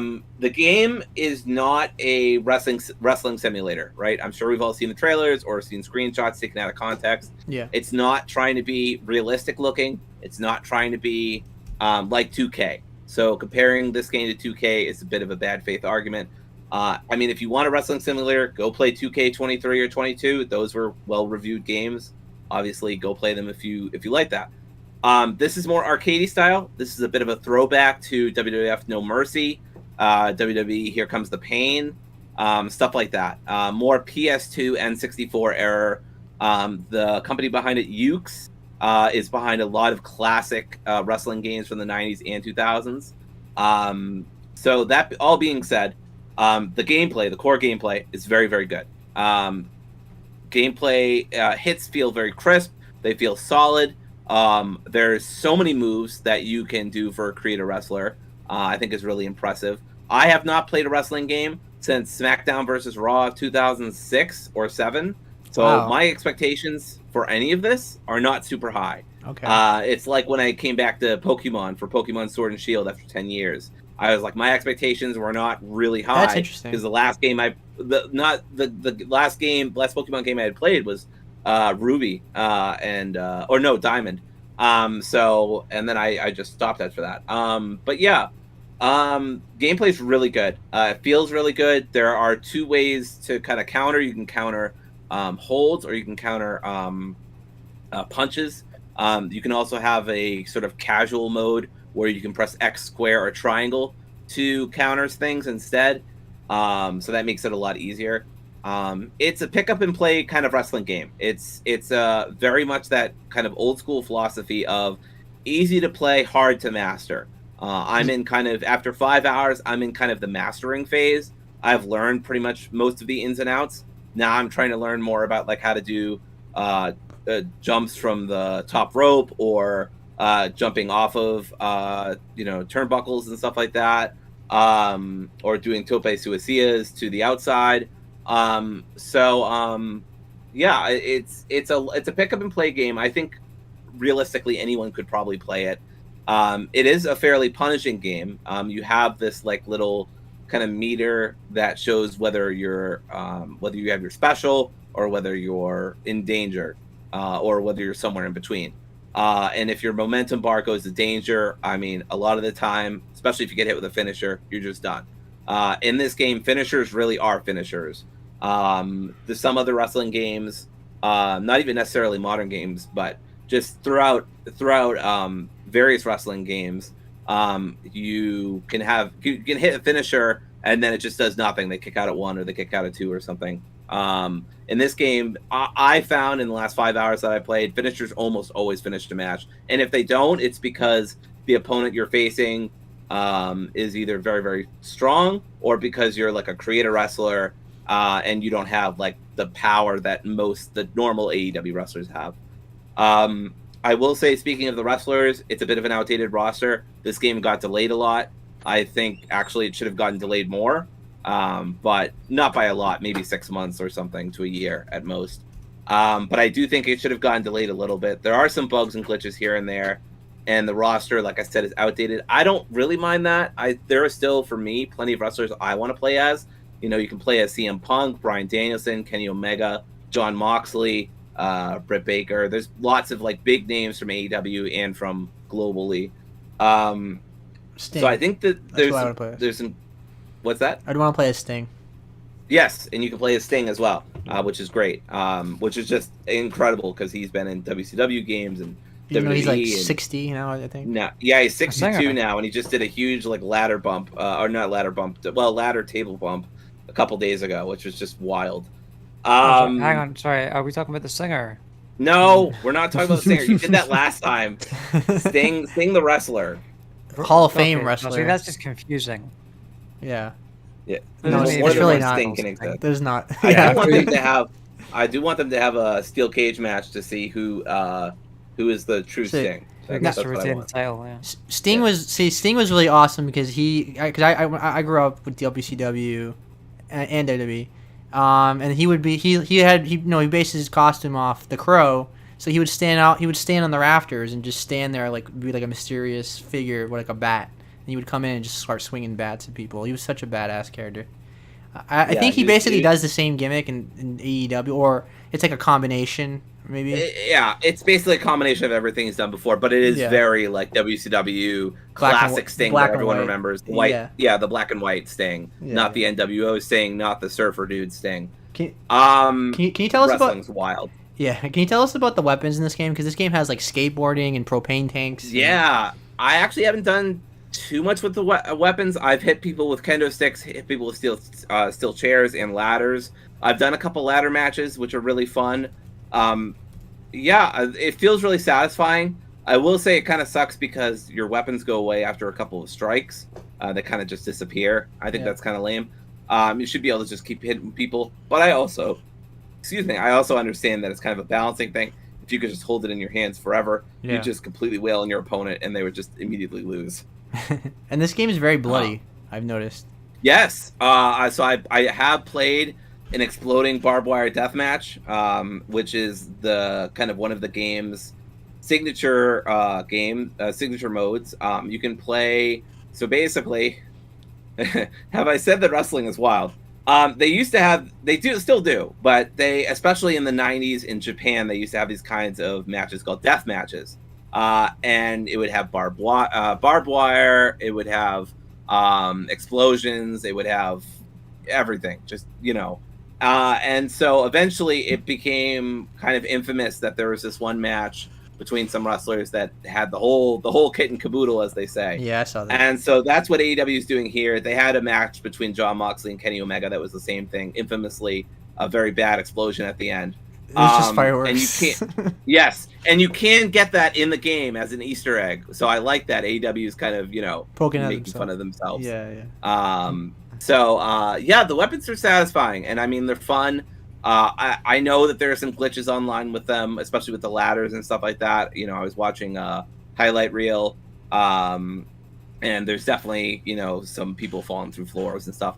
I haven't really experienced any major glitches or bugs that have caused me to not throw my controller, but quit the game or whatever, or be like, oh, this is busted, I gotta try again. I've had little things here and there. Like, it's funny when you're doing a creator wrestler and someone will try to do a move, and even in the preview they can't quite do the collision detection, but usually you can just reset the move and it'll go fine the second time. Now, in terms of creator wrestler, because from what I'm seeing, creator wrestler is terrible in this game. I am not impressed by it. How do you feel about it? I don't think it's terrible, but I'm also not the target audience for creator wrestler. I just do a wrestler that's somewhat like myself, and then I'm done. I don't really care about online creations. I don't care about making wacky characters and having them fight each other. That doesn't appeal to me.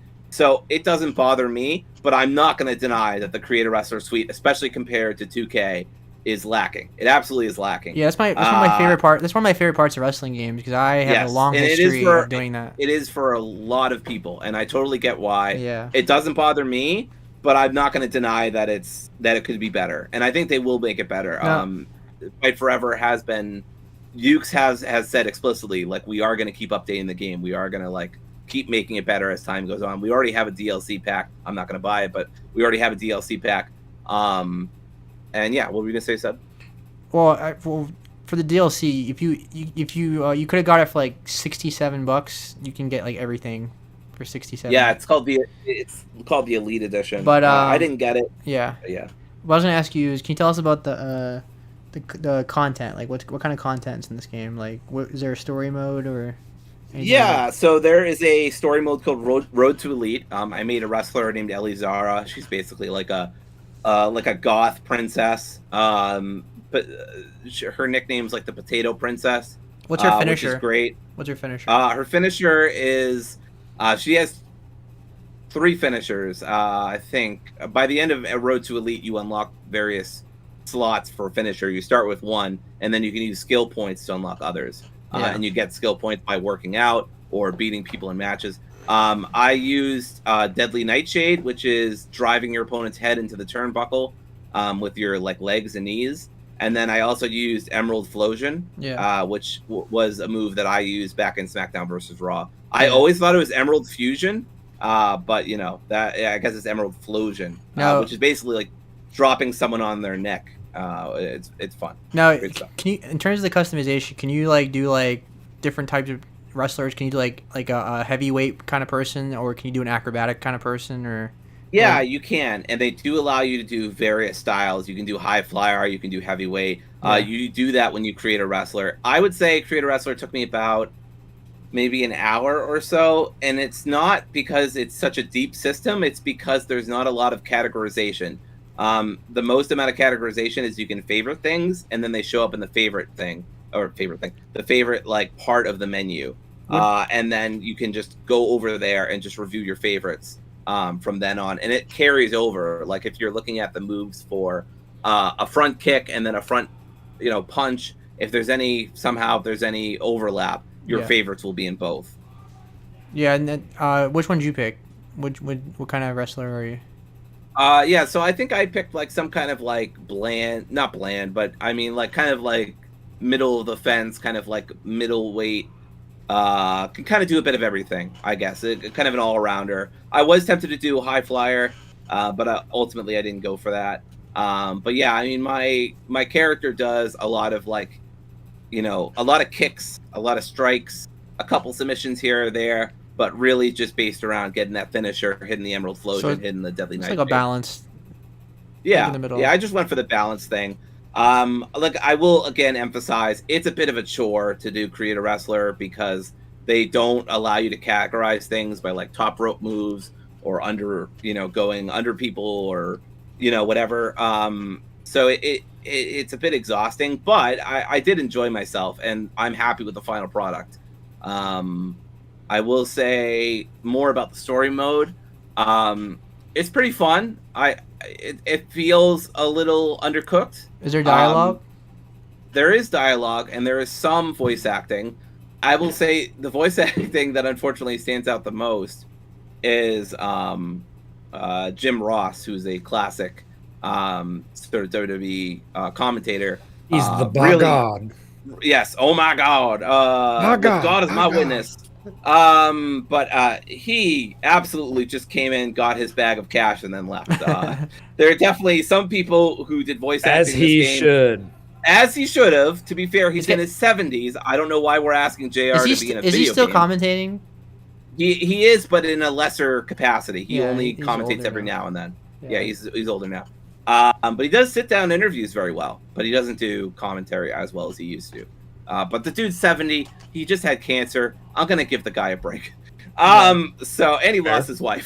So I'm not gonna. I'm gonna give the guy his due. He's a legend in the business, and but he obviously phoned it in for the voice work here. He does not give two shits about whatever he's saying. Well, everybody else though is fine. Everybody else.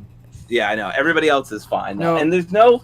I will say, sorry, Seb, one last thing. There's no commentary during matches. It's only after or before matches. So you don't have... I know it's a little weird. I don't know if it's just they didn't have the budget. It seems uncharacteristic for the concept of commentary for a fight. Right. It's a little weird, but it does also help you focus more on the fight than focus on the voices in the background. So it has its pros and cons. I think it's a weird design decision, but it does help it stand out more from the 2K games where Michael Cole's constantly going like, "Oh my God, Roman Reigns just hit him with a spear."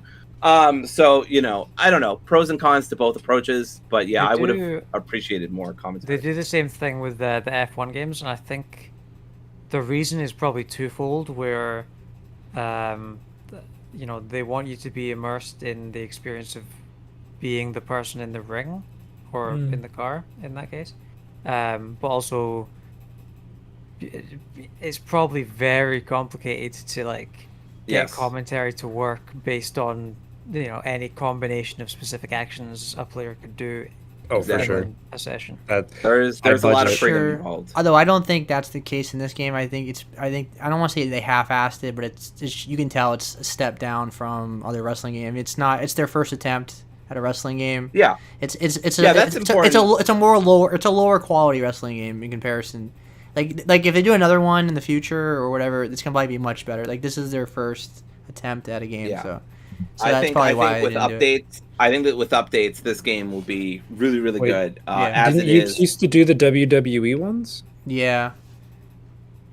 Yeah, Ukes used to do the WWE ones. I mean, people, the wrestling. This is their first without the EA budget. Yes, and a lot because this game does. Just to be clear, this game does have a 64 on Metacritic. So reviewers don't really like this game, but wrestling fans are really digging it. I've seen mostly positive reviews from fans. So Game Bolt gave it an 8, and What Culture Wrestling gave it a 7. I would be probably in the middle. I think it's like a 7.5.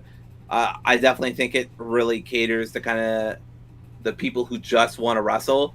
Everything around the edges feels undercooked, and everything in the middle is very solid. Yeah. And that's why people are giving it like 60s and 70s, because it's not a bad game. It's just an underdeveloped game, and it needed more time. But I don't think they wanted the bad publicity of delaying the game again, because it was supposed to be out like last year, and it didn't come out. Because like I think the problem for me and like a lot of people too is that it's $60. Like, and this game doesn't feel like a $60 game.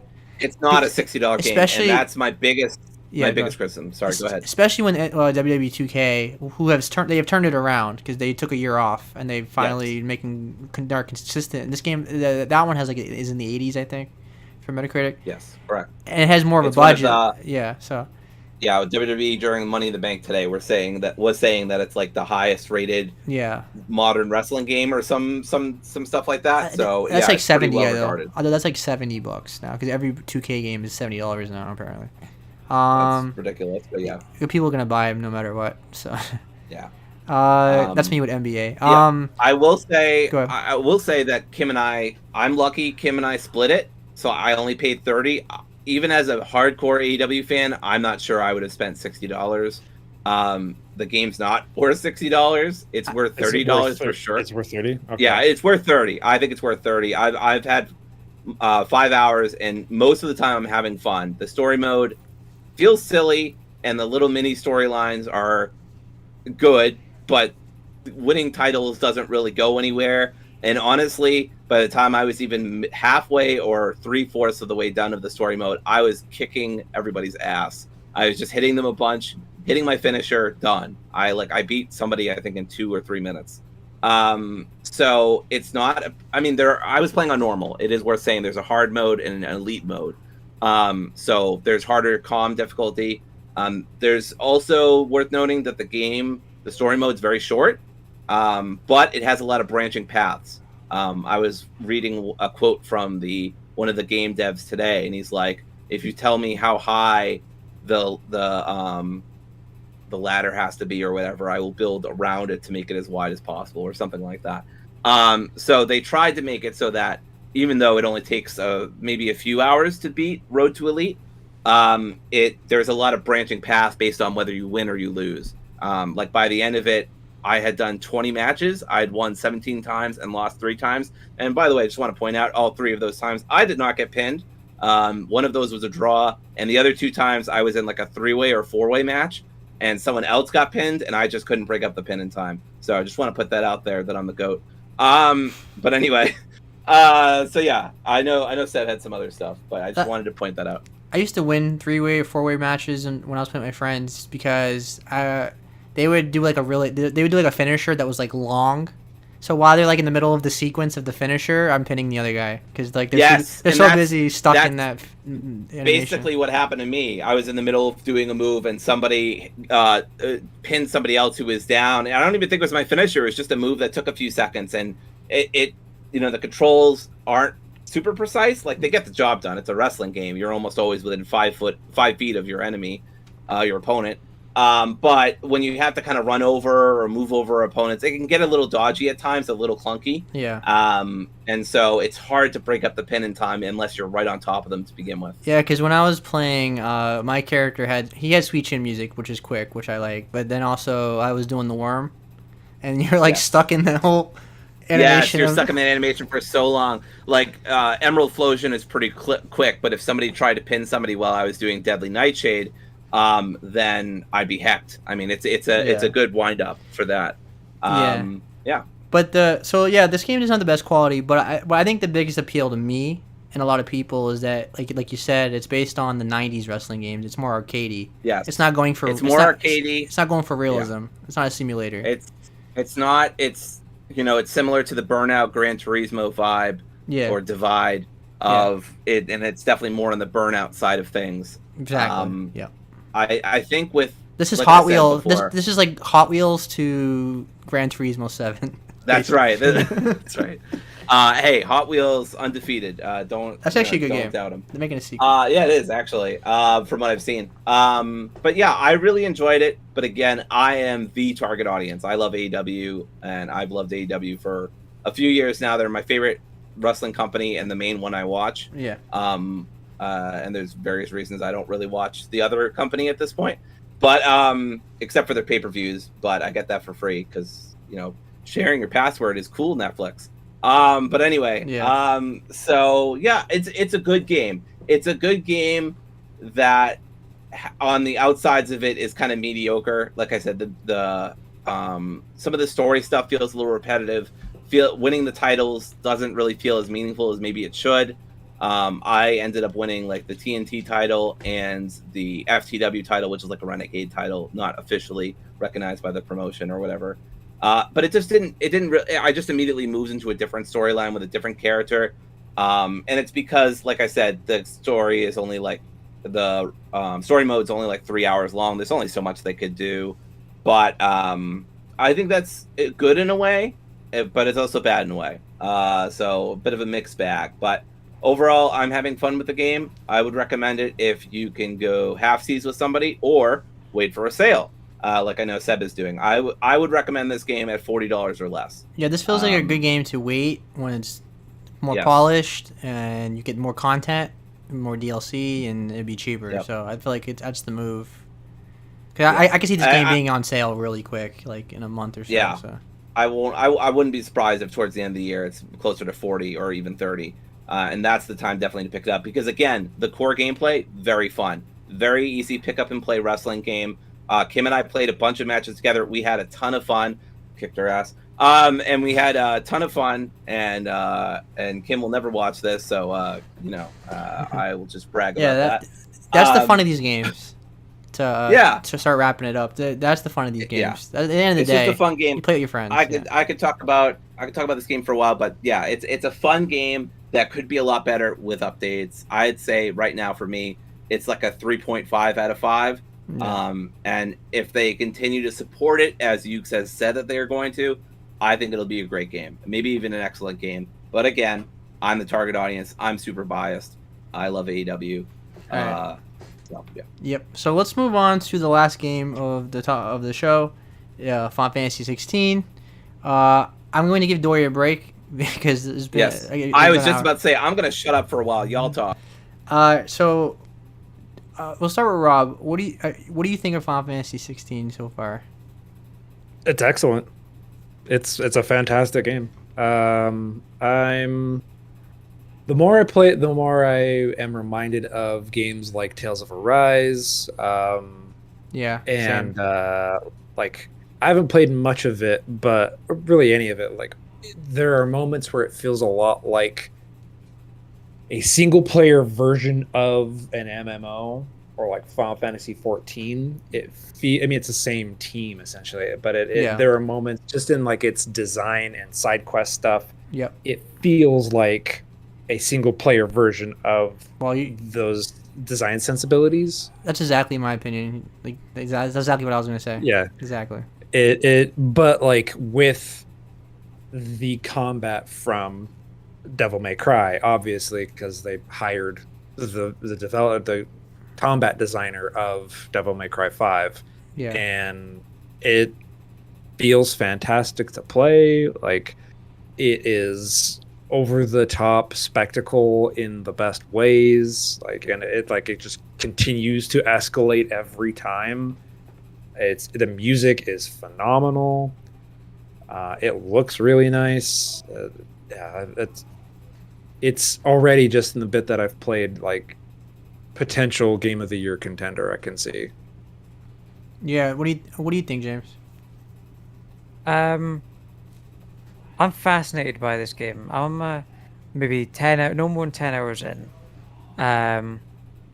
And it's so bizarre, right? So you play the first 2 hours, or at least I played the first 2 hours, and like it soars so high, like, you know, you get these huge cinematic kind of battles between these icons, you know, these titans, these huge creatures, and you know, they give you all these cool camera angles, and they give you the music, like, you know, the kind of orchestral music with the chanting and the, you know, crescendos and all that really cool stuff. And you know, I'm thinking, this is one of the best games I've ever played.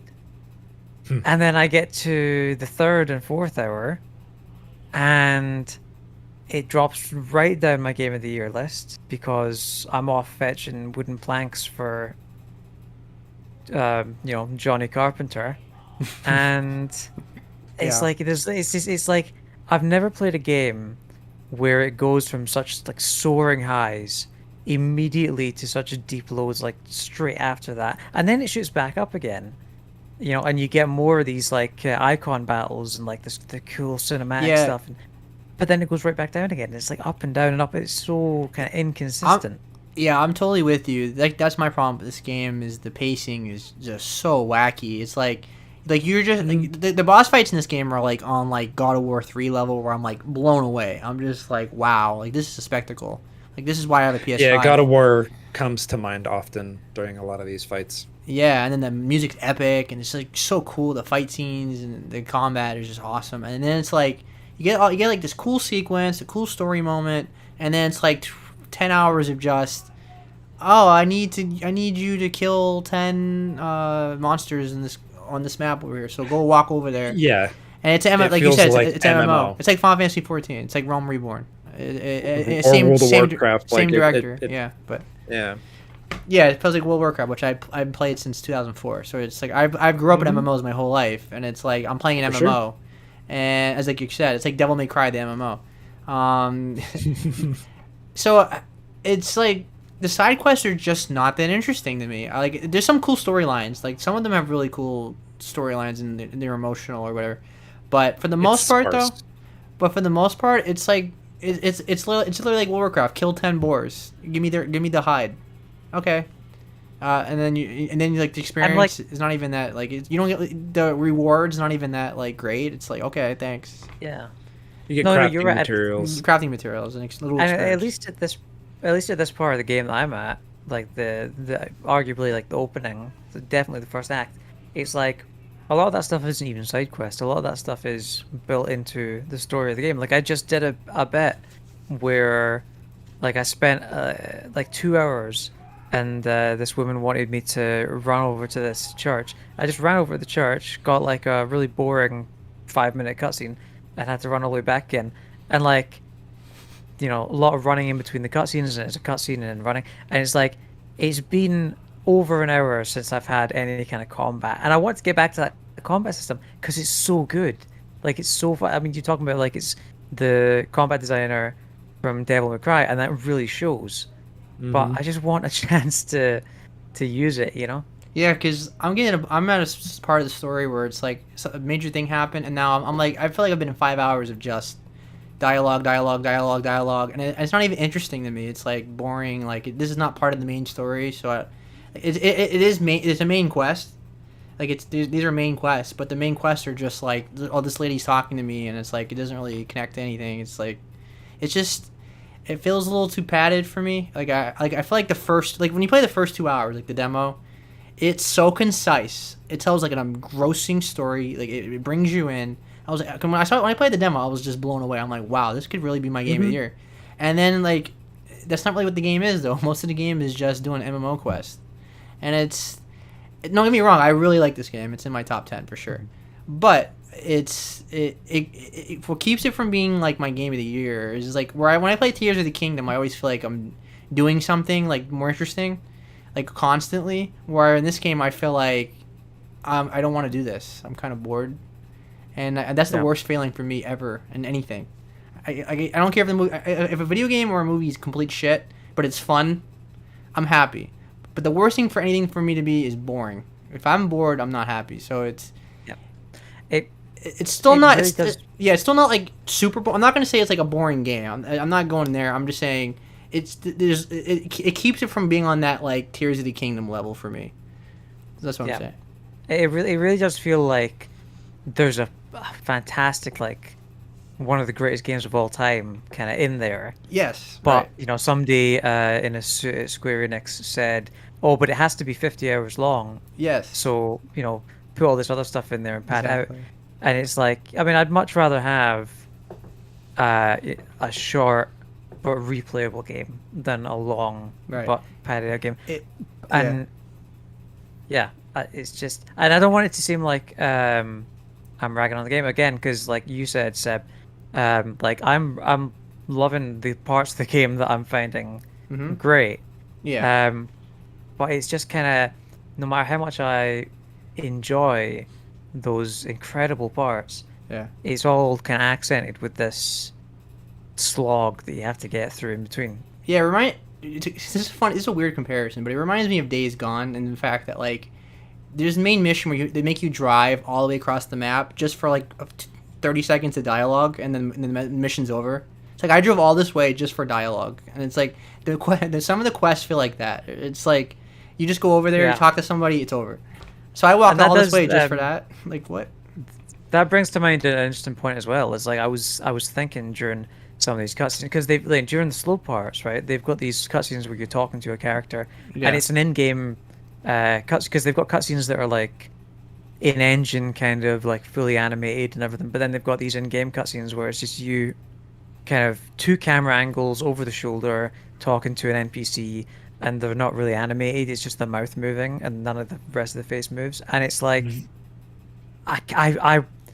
they could have put these bits of dialogue so easily in like a walk and talk, and it would have been so much more engaging, like like another game like a Red Dead Redemption 2 or something like that, where they manage the pacing of those conversations so much better. But instead I'm sitting here watching these 2 moving mouths talk for like 5 minutes. I like it's not a Sony first party game, but like Sony first party games, like the big ones like Horizon and God of War or something like that, they're open world, but it's like they're more concise. Like they're like 25 to 30 hour experiences, while this game's like 50 hours. And that's why it reminds me of Days Gone. Which from what I've heard, it's on average like typical gameplay through is about 30 hours, even if you do everything. So it's a lot tighter than 30 hours used to be. Okay, yeah. But I beat the game in 30. It seems like everybody I've seen saying they're playing for 50 hours. So I don't know.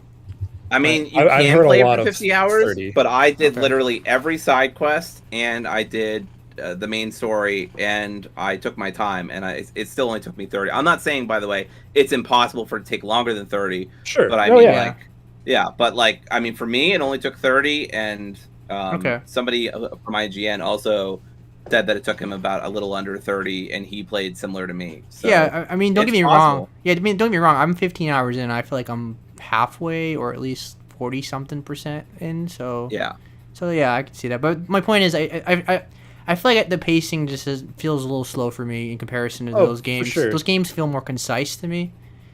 I But- would disagree because I feel like this game is holding my attention way more than any Horizon game has. A lot of it has to do with the combat and the gameplay. Oh yeah, is yeah. I'm not being saying in this Horizon's more interesting. I'm just saying like the pacing. No, I know, but like as a counterpoint, is this to me is carried by Yeah, the world is more interesting. Yes. The combat is more interesting. I agree with that. And there is, like you're saying, there is a contrast in focus of budget, and a lot of the stuff on the side is mainly just like world building, Yeah, but it isn't always like enriching because it can. I think because the game has such a breakneck pace with a lot of its capital P plot, that the other stuff on the periphery like undercuts it a little bit as far as like as its pacing, because like I just got to the Empire homeland after passing through a gate, and there are quests there that involve like building the world around the treatment of the bearers, and there are moments where it's interesting, but it is kind of tropey, yeah, and it doesn't do a whole lot that's like unique or interesting overall. But like when I get to the moments where like, oh, I'm listening to Sid talk, I am there 100% of the time. yeah, And like the characters are really interesting and fun. And like the concept, or like the themes it deals with, like trauma and atonement and like regret and remorse, and I think it's doing some really interesting stuff. But yeah, like there are those moments, like you're saying, with those in-game cutscenes where I am like, this is straight up an MMO, like in terms of like scene composition, Yeah. cinematic cuts, like shots. It all feels like, I'm talking to someone and then it cuts to seeing, like, especially when you get to was it Eastwood or something, you talk to the mayor and then it cuts to the farmers, and like the animations they have are like, this straight up feels like stuff I saw in like World of Warcraft after like one of the expansions, right? Like, that they had time to kind of to learn. Yeah. And it definitely has that. And so I think the contrast of capital P plot and then this, it's a strange pacing, like you said. Yeah, don't get me wrong. Like, I'm getting the negatives out of the way because I really love this game. Oh, for sure. It's like my top 5 it's game. It's but not flawless, definitely. I'm just saying, like, it's like Days Gone, where like this game would have been even better if you just cut off a piece of meat. Like, just cut off like there's too much on it. Like, yeah, there's padding concise. for sure. Yeah, and so that's really what I mean. Like, I don't feel the blow when I play like God of War as much. Like, I think this game feels more like RPG-ish, which obviously it is a JRPG, but you can cut some of those side quests out. And like, I like when these open world games do like not a few, but like, let's say like 10 very good side quests that you can do optionally, rather than like 50 of them where it's just like fetch. Like, I'd rather have more of a concise side story you can go on and adventure on. That's me, though. The other thing that reminds me a lot of is The Witcher. Yeah. It reminds me of The Witcher 3 a lot, but way better combat. Oh, yeah. But I feel like Witcher 3 has... I found the stories in Witcher 3 more interesting, like the side stories. No, definitely. But the combat is not even close. The combat's not good. It had too much. It did, yeah. The Witcher 3 had too much. Yeah, you had to live that Where game. this, like... Yeah. You can... It's not, like, a great selling point, but, like, you can bypass pretty much all the side quests if you want to. Yeah. And just focus on the main story. And, like, there's some stuff that's beneficial to do the side content. Mm-hmm. Specific things that unlock progress for unlockables and mechanics and stuff, but like the main core story itself, I think, is definitely the appeal here, and that's why I continue to play it. Yeah. So I'll say some quick things. I love this game. I've already said, I've beaten it because I did a mad dash through it. I wasn't like not taking my time, but I mean, like, I was playing a lot of hours per day. I beat it in like a week or something. which is ridiculous. You know what, I'll just say, like, if this was me like 10 years ago, I would have had this game beat like in 2 days. Like, every Final Fantasy game I've beaten like 2 days straight of like playing 15 hours a day. So this is it was just bad timing for me. I think my hottest take about the game sounds like a lukewarm take, but I think the side quests are just fine, and they don't bother me, and they don't really they don't upset me. I will also say, not like, I understand why some people find them kind of boring or kind of flat or kind of fetch questy. I agree also that there's too much of them. I think there's like 60 side quests total. It probably only needed maybe 30 or 40 for a 30-hour game, or maybe a little more, depending if you're a completionist or not. I did every single side quest, and I made sure I did every single one. And I beat the main game, and I did it in about 30 hours. So, I mean, this game is somewhat approachable, and there is some replay value. I will say that a lot of the side quests you do in the first half are built up in the second half. In the second half, a lot of those side quests are based on side quests you've already done with characters that you already know.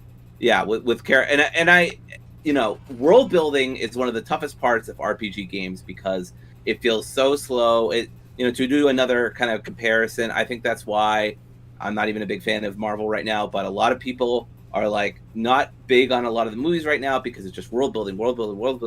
And that's what a lot of the first half of this game is, for better or worse, right? And I agree, some of them are just fetch quests. So it's a lot of exposition or just for sure. Exposition dumps. So it really picks up in the second half? Is that what you're saying? I think relatively. I'm not gonna say it's like, it's gonna win a Grammy. I know this is a silly thing, but it's not gonna win a Grammy or anything. But no Hugo.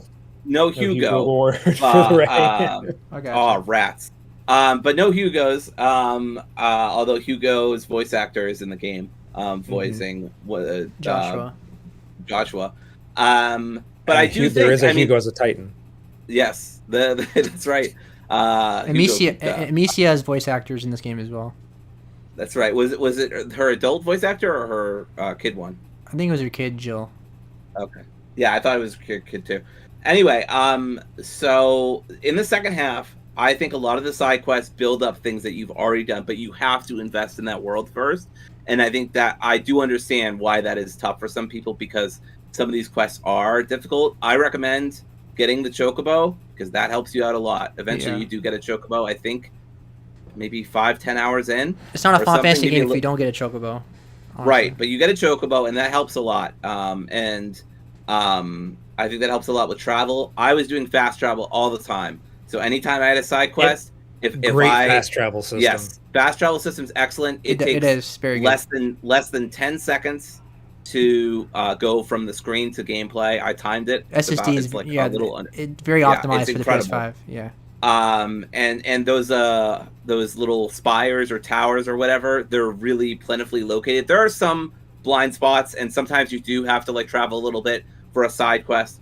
But like I said, I think in the second half of the game, it really picks up, and a lot of the side quests are worth doing. I will say, last thing on the side quests, if you don't do any of the side quests, at least do the ones with a plus on them, because those give you buffs to your potions. Those give you those give you new weapons or armor sets. Like those are the ones that you want to do. Yeah, I think that's what I'm gonna do. Yes. I think I'm just gonna do the main missions, and then when I see the pluses, I'll do the pluses. I think I'm gonna stop chasing every. You know what it is? I don't think it might not be the game's fault. I think my problem with this year is that like these games are all amazing, but there's been so many open world, long games this year, and it's starting to wear on me a little bit. It's the fatigue for sure. And I'm getting fatigued. Yeah, because I mean I played like maybe like 5 or 6 of my top 10 games of the year.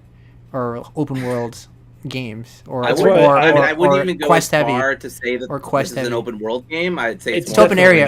It's not open world, but I mean, is an open area with a lot of quests. Like I'm playing Diablo and Tears of the Kingdom right now at the same time. And I mean that's rough. That's rough, buddy. To quote a famous. Those are all amazing games, but there's a lot of like open world games this year. Every best game of the year is definitely one of those games is an amazing game. I agree. I agree. I agree. You know what's? I don't want to tangent, but like. There's a lot of amazing linear games and a lot of amazing open world games too as well. So I know Hi-Fi Rush and the best of both worlds. Yeah. Yes, Hi-Fi Rush. I was thinking about that one too. Yeah. But yeah, I love this game a lot. It's in my top 3. It's not my number 1. I do have some criticisms and problems with it, but overall, I think, the boss fights, if you enjoy the boss fights now, God, I can't wait to see what y'all think about the later boss fights. They are just bonkers good. Yeah. Some of the best boss fights I've ever seen in my, I don't know how many years of gaming, 10, 15, whatever it is at this point. Right. Are just incredible spectacle, incredibly fun, easy to control.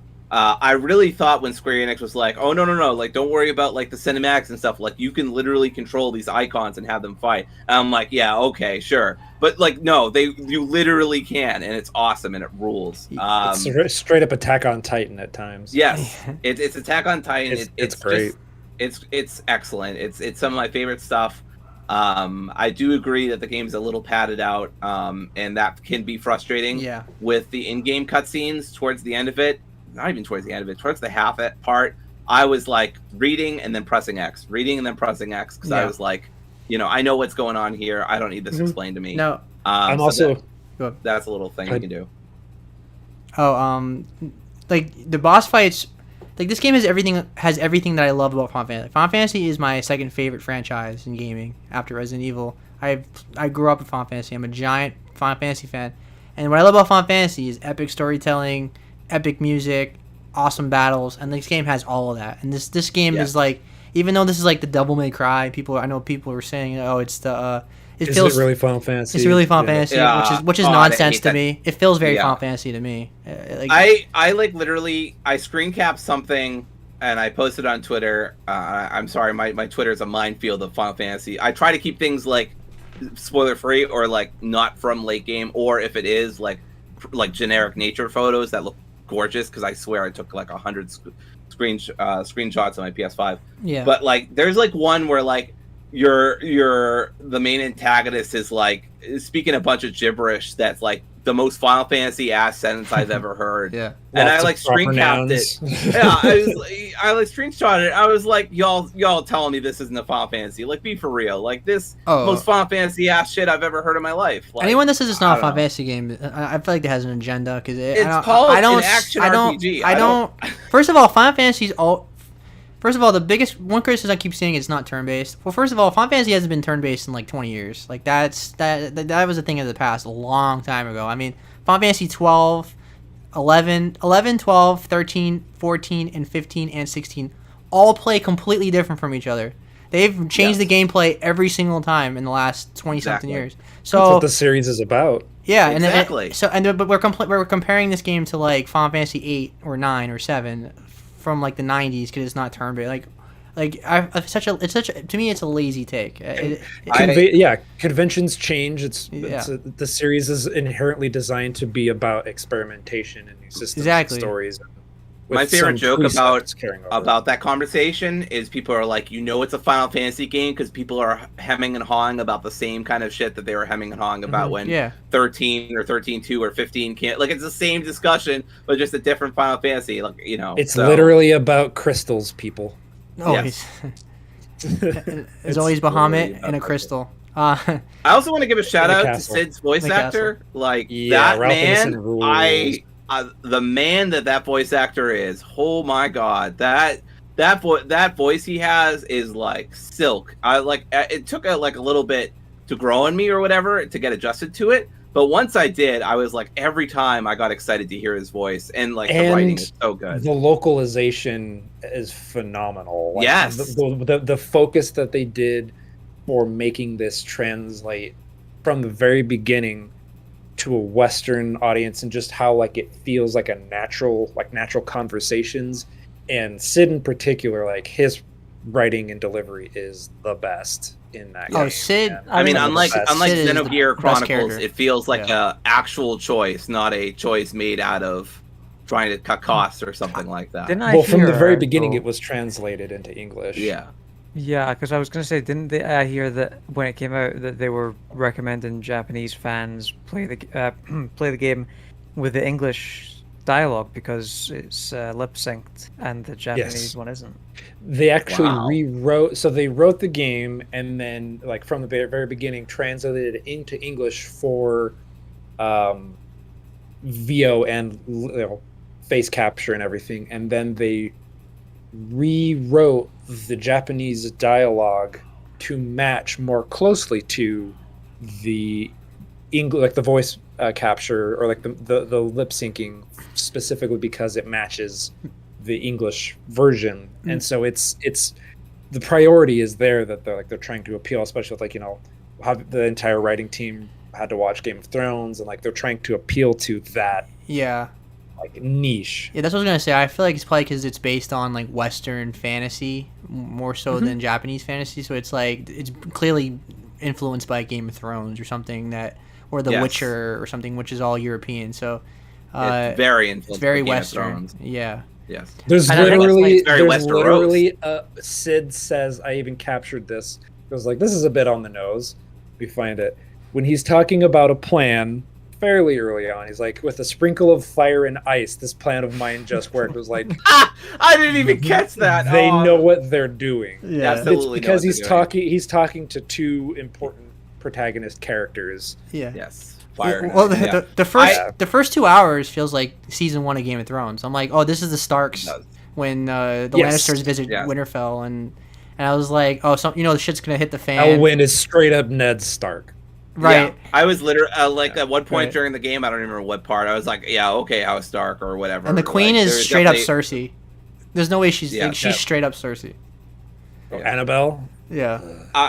I will say, upon finishing the game, one major criticism I have, and I don't know, I feel conflicted about saying this, but I just, and I won't go into too many plot details, but they've really just kind of dropped the ball with Jill about halfway through. She kind of has this story arc, and it gets resolved, and it's cool, and it's well done, and the right result happens, and then she just kind of drops off your party, and you don't really talk to her as much again. And she kind of comes back towards the end to be like, oh yeah, Clive has a love interest. But it just feels a little wasted, and she is made to be a damsel in distress despite the fact that she's like a god. I know that they kind of plot device it, MacGuffin it, that they have these kind of special, this isn't really a spoiler, but they have special like handcuffs for icons and stuff like that, so that they can like capture magic and whatnot. So it's all explained away. But I do feel like if I had one criticism of the game, I think that'd probably be it, is that they didn't really use Jill super well in the back half of the game. I started to be like, oh yeah, where the hell is Jill? And that is because other relationships of Clive's becomes kind of emphasized instead. Certain characters come back, and you have to kind of deal with that and track them down and whatnot, and build back up that relationship with Clive and them. So there's tons of it trades in tropes for sure. Yes, absolutely. I will say one of the best things about the game, and I'm not alone in saying this, there are other people on Twitter saying that, is that the sense of community you get from this game is awesome. I really feel like it's one of the points of the story. Yeah, and the themes is awesome. Community. I mean, you're literally building a revolution out of community. It's awesome. Sid's more or less, kind of vaguely an anarchist in some ways, which I think is rad. It's just a really awesome experience to build that community up and have it be such a powerful motivator for Clive, and have it be such a source of strength. And again, I won't say anything too specific, but towards the back half, that really becomes the forefront. Like a lot of the side quests are building up the hideaway, building up relationships, trying to bring order to the realm, like really good shit that feels meaningful and is done well. Again, I'm not saying like the best side quest ever, but I did have a few side quests. There was one in like the mid game that I like, it was so obvious in retrospect, but made my jaw drop in like how much of a good twist it was.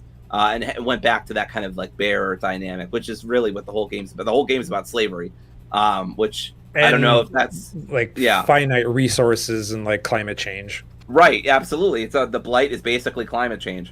So the game is basically focused on slavery and climate change and the end of the world. Environmentalism in general, yeah. Yes, and basically lighthearted stuff. I mean, don't get it twisted. Sid's not the first one to, obviously, literally Final Fantasy VII's all about that same damn thing. Every Final Fantasy is political, so.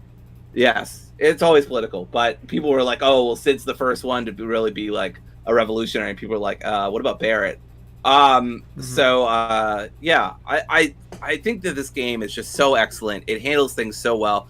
I haven't talked too much about the combat system, but you do end up having a lot of icons to choose from. I ended up going with a few. I guess I won't say them. I don't think they're spoilers, but I kept with the Phoenix the whole time, is what I'll say. That's how useful the Phoenix is. I kept with it the whole game. I switched a lot, for me personally. Yeah, I switched around with my other two icons throughout, and eventually in the last 5-10 hours got like a solid grasp of what I wanted out of the game.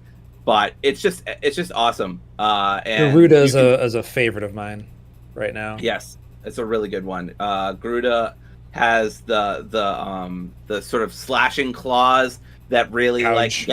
get gouge, which gets the stagger meter down so fast. I kept that throughout almost the rest of my whole game. It was so useful, even though it didn't do a ton of damage, because it runs down the stagger meter so fast. It was always so helpful to me. Oh yeah, it's useful as hell. Yeah, so yeah, the gameplay. It's just an awesome game. The gameplay is so awesome in the fact like you can switch between all those abilities. It's what Forspoken should have did. Like should have felt that seamless. Because Forspoken did the same thing, but it wasn't. It just didn't feel the same. In my opinion, this game is just—it's so smooth. The fighting. Now I'll say, what do you guys think about the performance though? Because there's times where the motion blur in this game is not good. Yeah, I would agree with that. Yeah, it's rough. It felt off. I stopped noticing it eventually, but honestly, I think that's just because I got used to it. I think I'm at the point now where I played so many games in 60 frames per second that like I noticed the motion blur a lot more.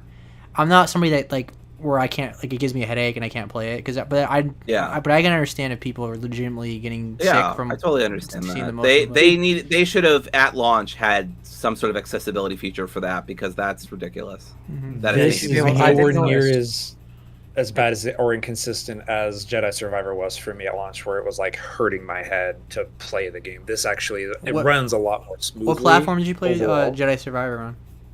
PS5. Okay. Wow. And it didn't run well. I was playing a performance and it kept dropping frames constantly, like below 30, and was hurting my head. Yeah, I had the same problem because we talked about it on the podcast, but I was like, when I was playing the game, it ran good enough for me, but there was times where it was like the things weren't loading in correctly and the cutscenes looked off. Yep. And and then I like on was it Kobol? When I was in the water, it dropped to like 10 frames. Yep.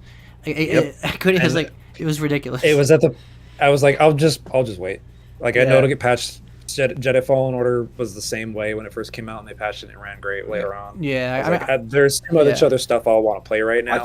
I feel like wait till the end of the year. In retrospect, I got really lucky with that game because I had a pretty solid performance throughout. It's inconsistent. Some people are like on the same platform having great performance. Some are just having because I played PS5, and that's wild to me, Rob. That they my first 2 days playing it, the performance was rough, and then after that, it was mostly fine. So it was weirdly like the first 2 days where it was like what. The first night for me was a little rough, and then after that, I think the patch dropped. Yeah, I thought they patched it. So there was definitely even a month. And it's still... Yeah, even a month later, because I have the plan now. Like a month later, and it still ran not the best.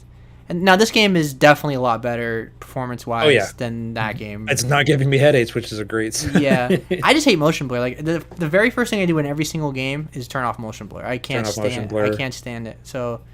And chromatic aberration. I hate all that stuff. Give me a smooth game, and I don't play fidelity mode. I'm all about performance. With games like this, performance is key, especially in the combat. Like it's gotta be 60. I mean, I don't have a 4090 computer, but like I would sacrifice ray tracing for. Oh, absolutely! I need ray tracing, so I can, because if I'm trying to parry or dodge something, that's more important to me. Because 60 frames, you can time stuff better. Yeah, compared to 30 frames, which is like you have literally half the reaction time. Right, like Starfield, I can live with 30 frames because it's not the same. Sure, it's a different game. Yeah, that's my other criticism of Final Fantasy. I think my other biggest criticism. It's more of a nip. Most of all my big criticisms are just nitpicks, honestly, because the side quests don't really bother me. But I wish you could block. You can only dodge or parry, and I always feel like parrying is just a matter of luck. For me, anyway, I'm just not very good at Yeah. parrying. I've never been in it. I am. I like dodging, but I wish you could block. It'd be nice. I'm a big parry fan in games. You know, Sekiro, Metal Gear Rising. I love a good parry system, but in this game, it definitely feels inconsistent and very difficult. The timing is tight. What I would recommend is Burning Blade, the charged attack you can do. That alone has an increased parry window, as well as the aerial Burning Blade has an even wider parry window. So if you're like, you see attack wind up, your odds are a lot better if like you just have charged blade prepped and then jump and do it, release it. You'll get pretty good results in general. That and like the Rook's Gambit, which is the Garuda physical counter, and Heat Wave, which is the Phoenix projectile counter, are just fantastic. In general, they do a lot of heavy lifting in terms of like evasive techniques in combat. Because Heat Wave alone, like you counter a projectile, you do like it feels like 2/3 of like a section of one of those. I never took up either of those abilities. I knew I was missing something. Well, especially they're because Rook in the title. So useful. Because if you can't, like, you'll notice it, like, when you get the full projectile counter, when it, like, slams down projectile and he does the 2 slashes counter it, their will meter just depletes. And then same with, like, with Rook's Gambit, if you dodge a physical attack, you get, like, a whole special cutscene for it, and you can follow it up typically with, like, a gouge, which just melts their will. And then like tugging them with the Garuda Claw when they get to that part. Basically, the best way to combat like or get parry consistently is with the charged attack for Burning Blade, and especially in the air. The aerial version of that has like a wider parry window essentially, and it makes it a lot easier to execute. But my thing is like I don't like parrying in games. I like to dodge. So this game, I love the dodging in this game. I feel like I'm doing a really good job. Dodging's very good. Avoiding things. I feel like I'm doing a great job managing my damage. Like I feel like I don't get hit that much. I'm getting really. I've gotten the hang of the timing of dodging. Now, do any of you guys use the rings that give you automatic like combos or automatic dodging? I didn't. Started playing. I had the the Ring of Timely Evasion, where it gives you the R1 dodge prompt to get a feel for it in combat and see like how it works and get a rhythm for kind of how they execute in combat. And then after a while and spending some time in the training, I took it off because I just wanted to see like what it was like. And it's cool. It's a really nifty thing. Yeah, I think they're really accessibility cool in general. Yes, I think they're really cool accessibility features. I didn't use them personally, but I'm glad that they're there. Yeah, thanks for bringing up the rings actually, because you reminded me I did want to mention that because I've been using the one for the wolf. I forget his name, but not even like it kind of on the face of it, it seems like they're there to change the difficulty, and in that sense, they are really interesting and very clever. They're like a really clever way of customizing your difficulty instead of just being like easy, medium, hard, and all that. But I'm not even using it as the game's too difficult, I want to make it easier. I'm using the one for the wolf where it automates all the wolf's commands and stuff, just because I'm not a big fan of that system and I don't want to interact with it. Yeah, and it gives you the option to completely remove it. Yeah, I got frustrated because some people on Twitter were like, "Oh, I wish you could control more party members. How come you can't control Jill or whatever?" And I'm like, I'm already struggling enough to sometimes give myself a potion when I don't need a potion instead of telling Torgal to sick that guy. So I've done that, for sure. Yeah, I'm good on just having Torgal and the potions. That's fine. Yeah, I could have lived without the controlling the wolf part. It feels unnecessary. He doesn't do a ton of damage. I mean, later on in the game, he does a little bit more, and you even get really cool side quests about him. But yeah, so it feels extraneous. I think his best usage is weaving into like a part that got cut out was that he's useful. Like his up command is useful for knocking aerial enemies down, and his ravage attack is good for launching enemies, as well as if you hold, like if you do a charged blade attack and release and then command Torgal, he does like an amplified version. Yeah. So nice. it boosts different, like it gives you more control if you want it to like jump in the air and like have him knock an enemy up and like use your Guru to club, pull them, drop, do a downward blade. He spikes them up. You teleport to him. Like it gives you a lot of freeform control. But if it's not something like an aspect of the combat you're not interested in, then yeah, like just basically turning it off and letting it autopilot is totally fine. Is a great option because you can do some really cool shit with it if you want to. Yeah, I mean, but accessibility is always amazing, like great. It's like I don't know, no one should be against accessibility in games. If it's Sure. it's an option. I mean, sure.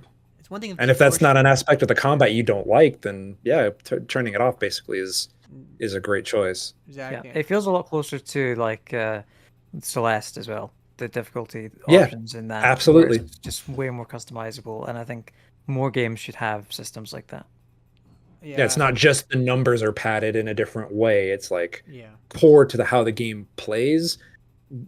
It gives you options to fine tune it. That's so good. Definitely. I think we hit on most things. Is there anything Yeah. else, any other major things you want to hit on? I think that was everything. Buy Street Fighter 6. Yeah, we talked a little bit about Street Fighter 6 Yeah.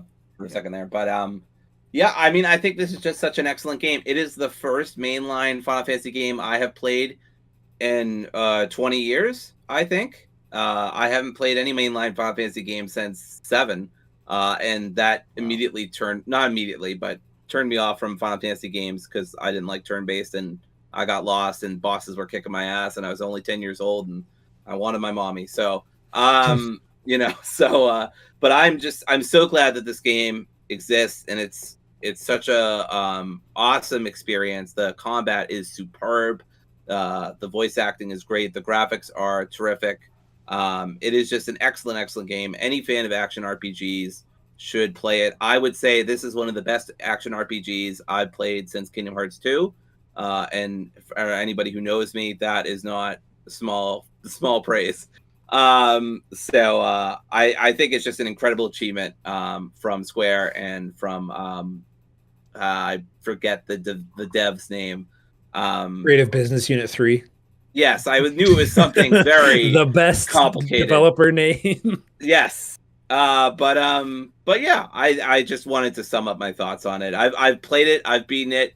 Sad as fuck. Just letting everybody know, sad as fuck. It always is. I've cried at the end of every Final Fantasy game in the last 25 years. I didn't cry, but you know, it definitely emotionally, internally pulls on your heartstrings. It pulls on your heartstrings. Yeah, it's a great ending. I was very satisfied by the ending. There's some post game stuff. There is New Game Plus. There is Final Fantasy mode, which is like the hardest mode. I really want to see that and how it changes stuff up. There's an arcade mode that you can access. There's a stage replay if you just want to do certain bosses again. So it's got, and you with can a rating system. Yes, yeah. Again, Devil May Cry fantasy. But you can craft the ultimate weapon in New Game Plus as well, which you can't do in the base game. But yeah, I got the strongest weapon, and I just kicked everyone's ass by the end of the game. I was very over leveled because I did all 60 side quests or whatever the fuck it was. And just to be clear, the strongest weapon was the friends you made along the way? Absolutely was. Actually, it was Torgal who's the best boy. Yes. I also want to confirm to everyone, and I guess this is a spoiler, but Torgal does not die. Torgal's a good boy, and he does not die. I know that is kind of a spoiler, but he doesn't die. I was waiting for it to happen. I was been waiting for it to possibly happen. And yes, like, no. But I wanted to ease people's anxiety because it's a spoiler, but it's not a major spoiler. That is a trope. They always kill a dog. Yeah. When the dog. Yeah, they literally have a site called "Does the Dog Die?" Sorry, those are fireworks in the background. Oh yeah. I've gotten fireworks already too. Like a week ago. Anyway, Yeah, it's an amazing game. I think Square. I don't think anyone does big epic boss fights and soundtracks and giant storylines like Square Enix does. It's like they're just the best at that. Like that's the best appeal to Final Fantasy and Kingdom Hearts to me, because Kingdom Hearts is basically the side series to Final Fantasy.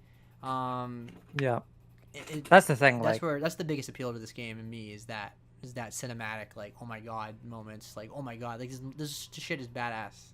I'm blown away. Yeah, it really is. Yeah. Like, I mean, I asked you, Seb, like, if they were doing a movie like they did for 15 for this, because those icon fights in the cutscenes and stuff like are iconic. Yeah, iconic. What could you do in a but movie? Like I was they're already watching those, cinematic, right? Yeah, right. Like I was watching those and I was thinking like I was comparing it in my mind to like the Godzilla films. Yeah. And like the new ones, and I'm thinking like this is so much better than those films. Like if they made these into like a 2-hour movie where it was just this, like it would be the greatest movie ever made. Straight up kaiju battles. Yeah, exactly. It's great. Yeah, but this game doesn't have like Godzilla sliding on his tail, doing a drop kick and dancing. So it's instantly trash. Nothing will ever top right. those. So. Garbage. Fair enough. All right, so yeah, we all agree it's a really great game. I think, right? Yeah, it has its problems, but I think we all agree it's at least a great game, if not better. Yeah, I best combat since DMC5. Exactly. I wanted to get the negatives out of the way in the beginning, but I have nothing but praise about this game. I just wish they cut off like some meat of this game. Like I feel like if you took I agree. 10 hours of side content, you probably could have just sliced off. It would have been a lot better pacing, but.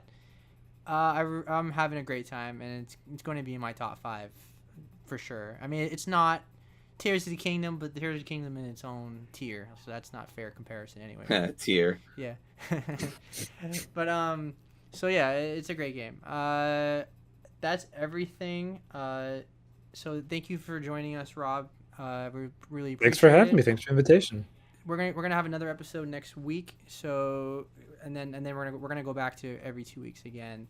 And I have no idea what we're going to talk about next week, but we'll figure it out during the week. Yeah, we'll come up with some discussion topics. There's also a couple new games that launched on Game Pass. I might give a check out too. So yes, for sure. So you guys all have a good night and take care. Bye, and happy 4th of July.